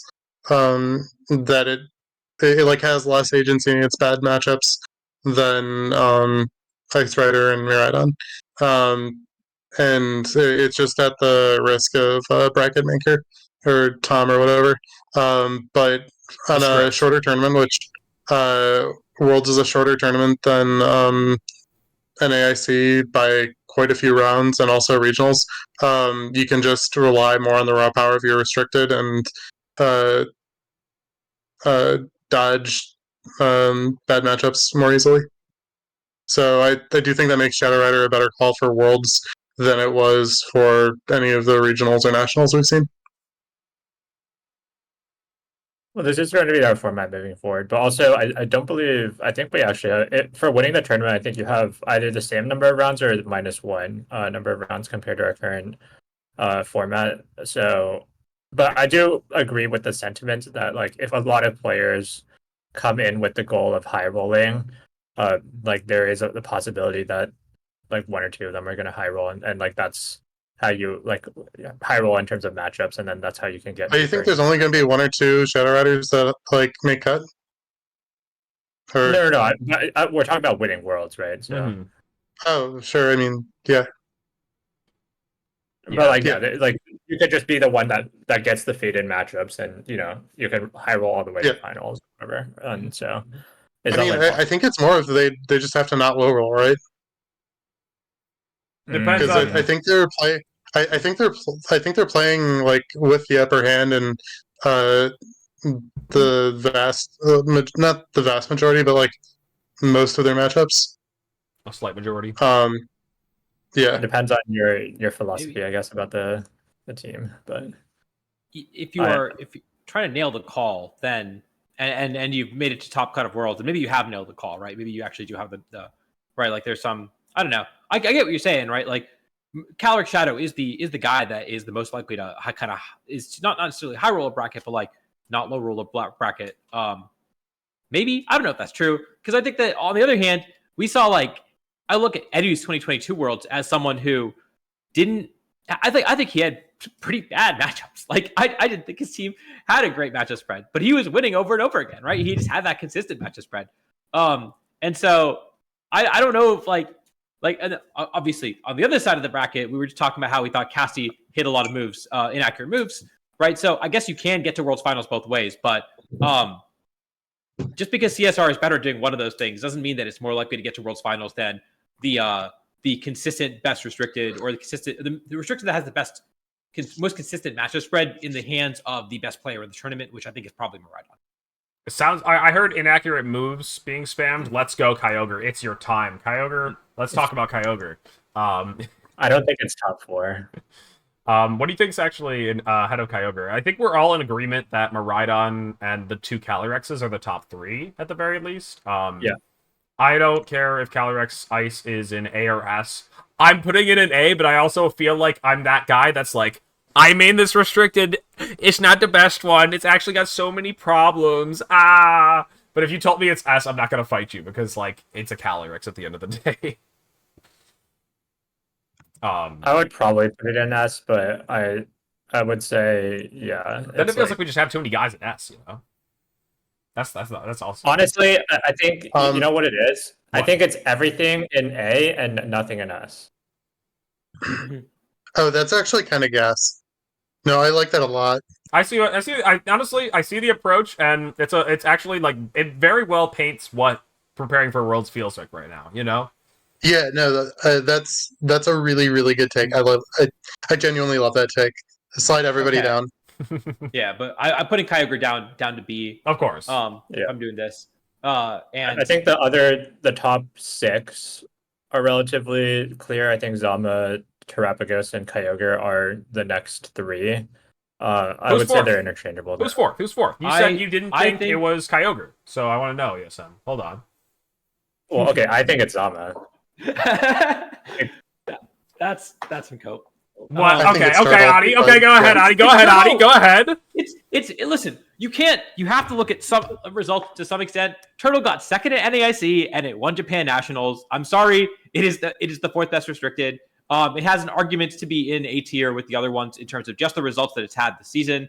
I think that I straight up would put Zam at the top of C tier with Koraidon. I think that's the level of preparation that I. Whoa! Okay, buddy, hold on. B tier. Because Kyogre also had 2 slots at top cut of NAIC and was everywhere at Japan Nationals, right? The 2 biggest tournaments of the year, right? Like in terms of representation, we have a big 5, in my opinion. In terms of the last tournaments before Worlds, and in terms of just like generally like what I've seen on ladder, I think we have a big 5. And so yeah, I think that in the same way that you can kind of put Ice Rider in A tier or B tier in terms of its chart, it's kind of in between. I think that Zam is a half step below Kyogre and a half step above Koraidon. Yeah, I might be. Are you putting Zam in B- tier? I kind of support it. I don't want to make more tiers because, like, I don't know, but I'm fine with Zam in 6th. Personally, I'd give it 5th. I think Kyogre's fake, but yeah, Kyogre is just all right. I don't know. My only It's hit or issue with miss. Turtle, I do think Turtle is better than Kyogre if you're asking me between those 2 restricteds, but Turtle has okay, I mean, regardless of what my opinion was a couple months ago, Turtle has like completely fallen off compared to where it was pre NAIC. A lot of people have like lost a lot of faith in it, and it's like pre NAIC it was looking at like around 10% usage, and it's like on ladder it just completely fell off. Like almost nobody is running Pokemon anymore. There is like some staunch believers for sure, but like in terms of my experience, I feel like it's completely fallen off a cliff in terms of usage. yeah. Yeah, I still think yeah, like I don't know. Adi's talking a lot about like NAIC, and I'm like, we're not where we were post NAIC is the thing. Like it's been 2 months since then. You know? It has been 2 months.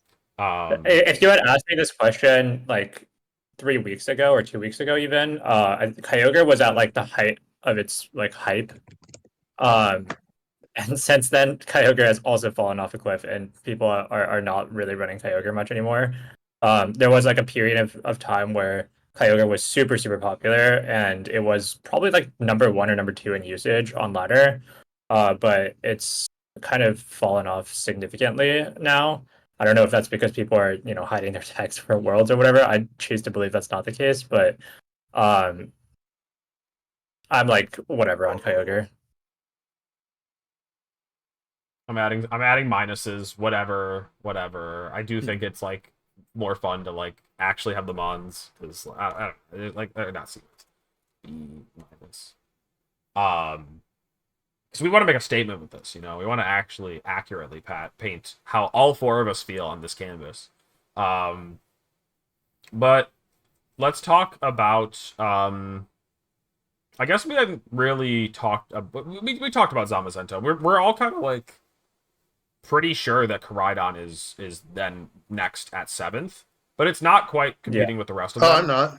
Okay, what do you think, Nick? You think Zacian's above it? I feel like I know your take on this. Yeah. It's Zacian, isn't it? Yeah, no, Zacian's good. I don't think it's I good. don't think Western players have been doing it well enough, except for Raghav, and he would have made a deep run. Kian's done okay with it, but yeah, Raghav would have done well at NAIC, except he team sheet errored, and lost a couple of sets off of it, and he's not going to be at Worlds, so It does have to represent think how we mostly feel, so I do want to check in with the rest of the cast and see if they agree that Zacian is above Koraidon. I wouldn't put it above Koraidon, but I would put it in C tier. Okay. So you're saying it's on the same level as Koraidon right now. Adi, what do you think? Yeah. What do you think? You said that if Zacian if Raga was going to Worlds, I don't know. Like I just think that Zacian is going to struggle from just lack of usage, right? Like it's probably about as good as Koraidon, but Koraidon just has a lot more people using it, and so in terms of how much I respect it and how likely it is to win Worlds, I think Koraidon is much higher. But in terms of how much I'm scared to play against them, I think they're pretty comparable. So I'm pretty indifferent. I think Koraidon's definitely above Station. I am okay with Station could be in C tier, C minus tier. Let's go. Let's keep adding these minuses. No, Go ahead. sure. Okay. Go ahead. Now, speaking of Koraidon, secretly, I think Koraidon, if I would not be shocked if Koraidon popped off at World. I think that as far as like room to build, that is the Pokemon that has a lot more room for exploration. That if someone's keeping something under wraps, that's one of the things that I'd be like, I wouldn't be surprised they if put someone came like up with a cool 5 Koraidon. different photosynthesis mons on the team with it. So I hadn't thought about that. That's crazy. No, Nick, come on. Koraidon, There's only 4 photosynthesis mons and a fire type. Probably Chi-Yu. No. Gouging Fire can be the photosynthesis mon that owls for the Koraidon. Like, we haven't done this yet. What if that's the sauce? Yeah, you're right. I'm saying I we think- didn't have time to test that shit though. Like I don't know. I'd be I surprised if Koraidon pops off in Masters, but I would not be surprised if Koraidon wins Seniors. That's how I put it. I agree with that take. That's That's a actually very that's good a take. fine take, but I like that we also didn't do a Seniors Worlds draft, and so I know which player you're referring to. Anyways, okay, so And the rest of the seniors do too. Good luck, good luck, Robbie. true. He has not been hiding his sus, and he made finals at Seniors Worlds last year, so he is. So we can give him a shout out. So next up, I think is like the last restricted that I think has a chance to cut Worlds. Like that's like not crazy to like. I don't know. Like I mean, there's the bad ones, and then there's the ones that I think people will use that won't cut Worlds. I think that the ones I that get think left Dawn off. There's a Wings difference has a between the chance. ones left off and the ones that are at the bottom. Groudon and Dawn Wings. Someone's bringing those to Worlds. It's a big tournament. I think Dawn Wings can cut Worlds. Like I don't know. That wouldn't be that crazy to me. That would be pretty crazy to me. I think it'd be pretty crazy to me. But Lunala is the last one that I think could cut Worlds. Lunala can cut Worlds, yes. Lunala, we said this like forever ago, and it probably still is the case, but like Lunala is to Worlds as Kyogre was to NAIC. It is like the most slept on viable restricted that also relies on an inaccurate move. Just kidding. I mean, like It's the strongest restricted that's being slept on. Yes, I just threw in the inaccurate move thing because like it's also kind of funny that they share that. But yeah, it's the strongest restricted that's being slept on. Everything else people know. I think Zacian's probably also in the same tier and maybe slightly stronger or on par. It's the strongest restricted that's not good. I don't know if that's what we're trying to say, Burns, but like also I'm not gonna fight you on the take that hard. I'll fight you. I think that's Zacian. Yeah, I think that also. I agree with that. Zacian, I would put it probably below Lunala, but that's just me. Lunala probably is the strongest restricted that has had no results. It hasn't had results. That's the thing that like if we try to go, It really hasn't. if we try to go bar for bar, band for band, whatever you call it, with Nick for Lunala versus Zacian, he's gonna be like, well, this dog got top cut once, and I'm gonna be like, well, this bat did not. No, I'm gonna have the opposite take. The only reason Lunala doesn't have results is because Gavin's banned. That's true. Is it also because Casty's banned? Casty's a Lunala player. If we're really going down this route. Honestly, yeah, no. Big Pikachu is the reason that Lunala's not gonna win Worlds. If you use If you Lunala, Hypnosis Lunala specifically, you are probably banned. yeah, I was gonna say if you're using Lunala or thinking about bringing it to the World Championships, just do some self-reflecting. Not on the choice of restricted, but on you yourself as a person. Like, Should you be do you banned? really want to play this game anymore? Should you be banned? Do you have better things to do with your life? Maybe Lunala's the mon for you. Are you ready to move That's on from crazy. VGC? Load up Lunala at Worlds. That's definitely a crazy thing to say. Anyways, Have you been looking to get into the One Piece trading card game? but yeah, I have no idea what Nick's saying, and I don't want to know. Let's go ahead and move on. This is probably a pretty solid list of like the restricteds that people are using. Are there any that we didn't include that you think will be brought to Worlds, that will be used by someone? Maybe Kiram Lugia? White. I think no Kyurem White. Yeah. I think we've gotten past the Kyurem White phase. I don't think there'll be any. Oh, Eternatus. I think someone's gonna bring Eternatus to Worlds. Yeah. I could see Someone it. was gonna bring Eternatus to Worlds. I think someone's bringing Lugia. Oh, I could see Ray. Nerd now mentions Ray, and I could see someone thinking they have the sauce with the SD Ray team. Yeah, I could see. Do we think Brandon Davis is going to run back Zekrom? No, he lost a bet. That's tough. John is going to Worlds. Unfortunately, John is bringing a boring restricted. Don't worry. Well, honestly, I'm happy that John is using a good restricted. Yeah, I think actually to like, Lugia... I know that we're like kind of joking around a bit here, but to steal a word of advice that I heard from ESM earlier in this format is that like you can't really mess around with your restricted. You can mess around with the other Pokemon. You kind of need to use a good restricted. Yeah. That's why I hate this format, man. Yeah, yeah. I'm not happy with what John is using. I feel you on that, Burns. But the full story after Worlds will be a very funny one. Okay, anyways. Okay, is somebody gonna bring Zacian with like Clear Amulet or something? Lamb. I don't think anyone's bringing It still Hogue gets as the well. boost. It still clicks play ref. So people It have still said outspeeds Palkia. Miraidon. I think Palkia Origin might be brought. Yeah, I put that one in. I don't know. Do we think Dialga Origin? Probably not. I think we're past that. I think Kiram White is still going to get brought, but I don't know. Maybe I'm wrong. That's And I think Eternatus is going to be brought. Oh yeah, Eternatus I think I'm trying is. to figure out- I think it makes the list. I'm trying to figure out how to justify bringing Solgaleo or Duskmane. And I'm close. Yeah. I'm close. I'm close. Yeah, Roddy, we talked about Think this about post NAIC, the calm mindset. You wanted to run this. It's true. with Club Duskmane. might make this policy. Okay, so Solgaleo is gonna be like, Cosmic Power. what does Solgaleo have to do to be like good? It's probably It's a physical restricted that can't be intimidated and gets its item. Isn't that pretty cool? Wait. Hold on. All right, I'm gonna get a little lost in the sauce here. Does Solgaleo get that unholy set that Mew runs sometimes? Calm Mind, Stored Power. No, not Calm Mind. Cosmic Power, Body Press, Stored Power. That like Roost. Can it do Morning Sun with that? yeah. Does it learn? It learns Cosmic Power. It doesn't it get. learn Stored Actually, it Power? does get Morning Sun. Yeah. Yes. Does it get Stored Power? Wait. Are we cooking? It does not get Stored Power. It can Stored Power. It can't Body Press. Oh, it doesn't learn Um, Stored Body Power. Press It doesn't either? learn Body Oh. Press. It doesn't learn Body It Press. doesn't learn Okay. It does not.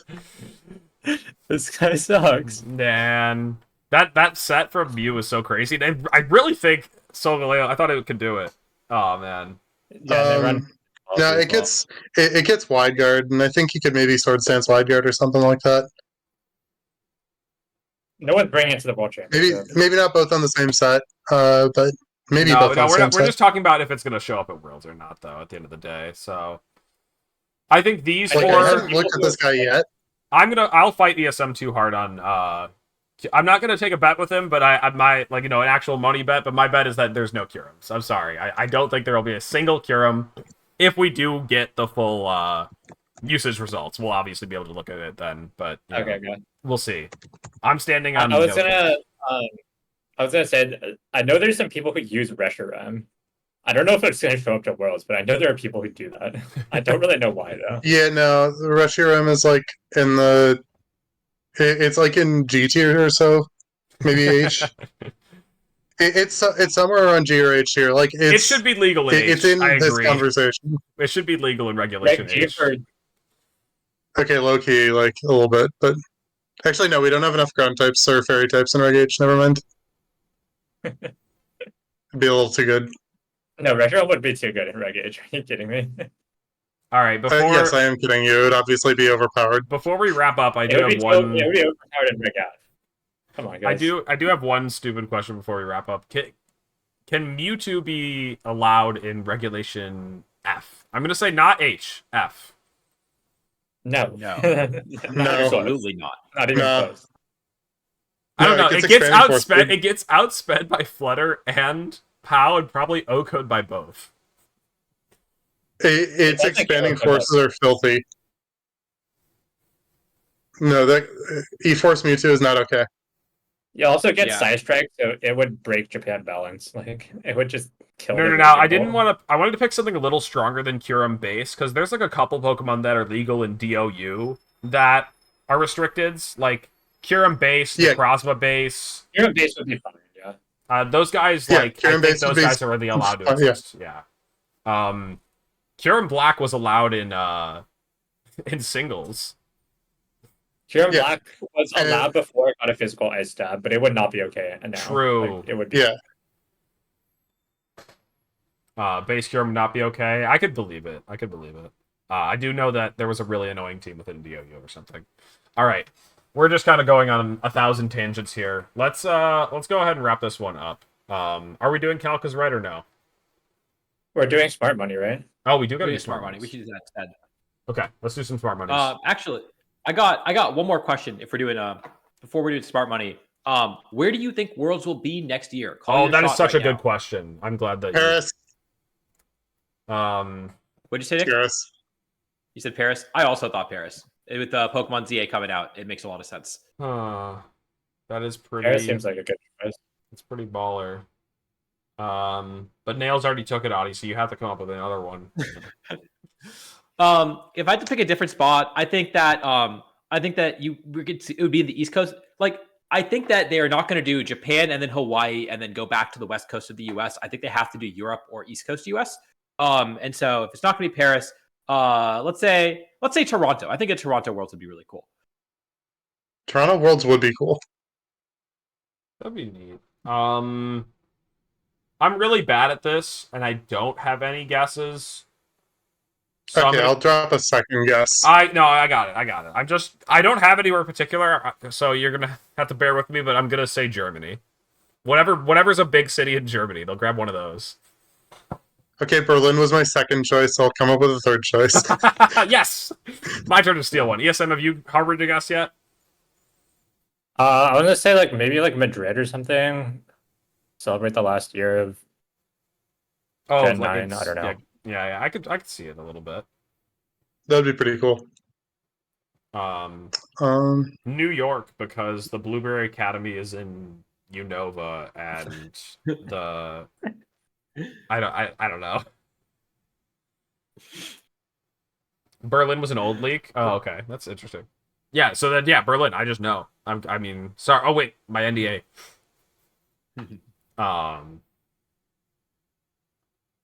Anyways, Yeah, I don't know.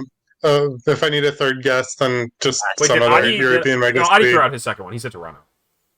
I said Toronto. Yeah. Okay, let's go ahead and do smart money though. I have me first, but actually it's going to be in the reverse order. So ESM, you're first. You weren't actually part of the draft either, so you just take whoever you want. Who are you grabbing? I'm taking one of the what I think is one of the best players in NA, and he's also really funny on Twitter. I take Shiliang Tang. Let's go. Shiliang is a goat. All right, Nails. No, Burns, you cannot guess where 2026 Worlds will be. Yeah, so I think the smart money is Paris, but since that's not a player, I'm going to go with the best French player, Aurelien Sola. My pick taken again. Unreal. All right. So I've been having a really interesting internal debate with myself, or just discussion, I guess. There's been and I want to bring it up. So I think Ray is the best player of all time. We talked about this a little earlier. Someone else said Wolf, but my question is, how many players are there competing at Worlds this year who, if they won Worlds, would be in the conversation for greatest of all time? And I've got one in mind. Obviously, Wolf, if he won Worlds, I think would be the greatest of all time for sure. But I think my smart money is Naoto Mitsubishi. I think if he won a second World Championships and had a fourth World's Top cut, I think he would be the GOAT. So I want him to win Worlds. I thought you were gonna go Paul Chua. I thought he was gonna grab Beck when he was leading up to it. I was like, James Beck, he's got a lot of Worlds cuts. All right, well, I think there's a number of people that could be in that conversation. I know. I think it's interesting. I think it's interesting to go through the list. It also depends on your philosophy on who you think, like what you value as well, because, right, we had this conversation at the beginning, the top of the show, but I don't think everyone, like, your GOAT might tell different things about your philosophy. Like Ray winning all the way back then 3 times in a row was really impressive, but he hasn't played at that level for like a while now, and it's yeah, but we never got to like, see Michael Jordan play LeBron, bro. Okay. yeah, but He got a travel stipend in 2018. Like he's been around. 2018 is a long time ago. Yeah, that's like Jordan on the Wizards. Like True. we didn't get to see Michael play LeBron. We got to see Kobe play LeBron, and Kobe. I feel like Kobe and Wolf have a lot more in common than LeBron and Wolf do. That's just my take, though. So, I think LeBron was 0-2 against Jordan playoffs. I think we're still waiting for VGC's LeBron. So, we'll see.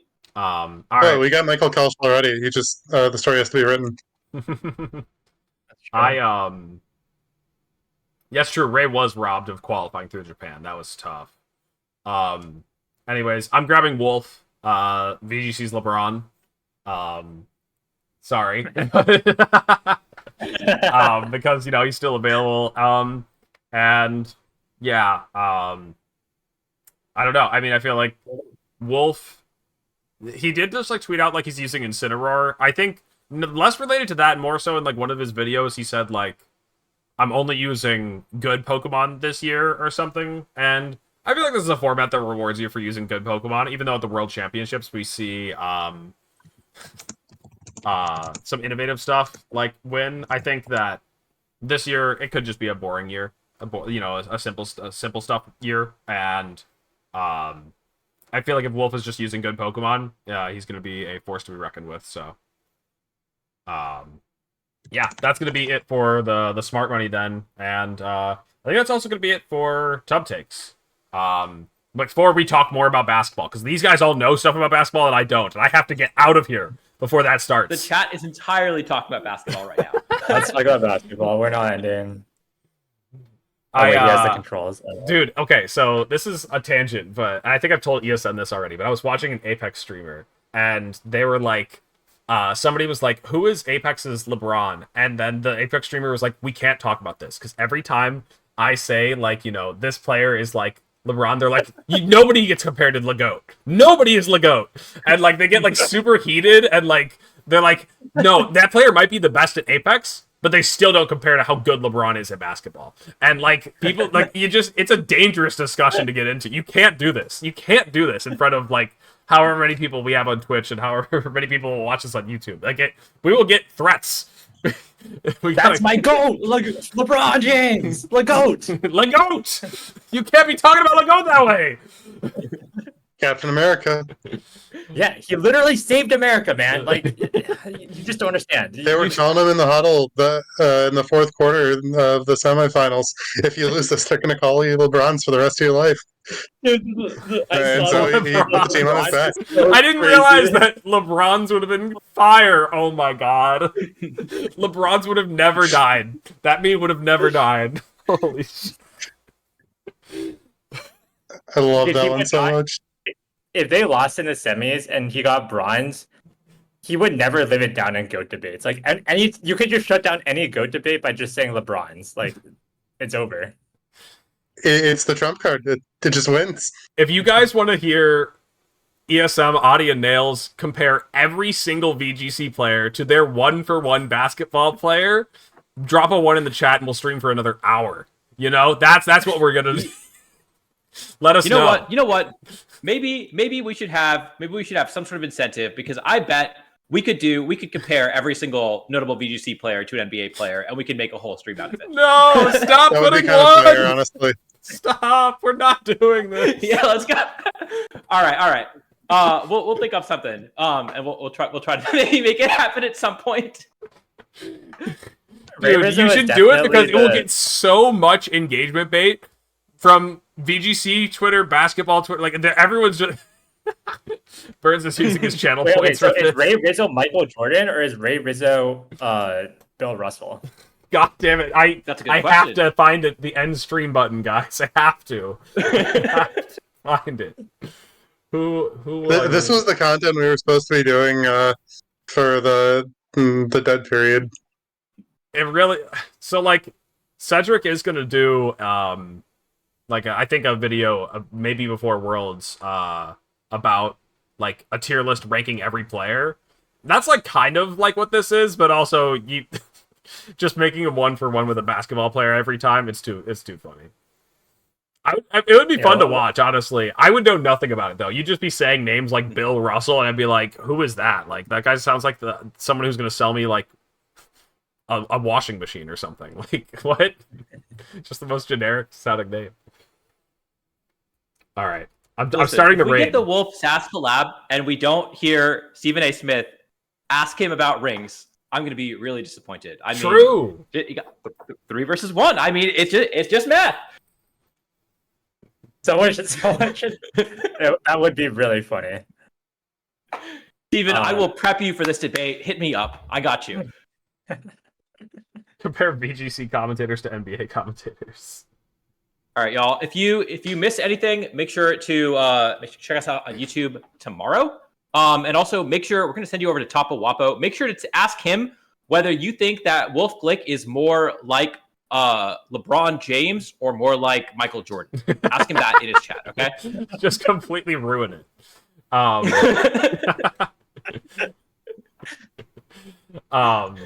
Anyways, yeah, that's gonna be it for this one, guys. Thanks for tuning in. We'll see when we get back. Like, you know, there's gonna be a lot of travel after Hawaii, so the next hub takes might be a bit delayed. But we'll definitely want to talk about, you know, Worlds, how it wrapped up, and all of our experiences. So that will happen at some point, but no firm date or anything. Yeah, like Adi said, this will be on YouTube. And if you're going there, feel free to say hi. And that's pretty much it. Have a good rest of your evening, guys. Take care and peace out. Peace. Yes.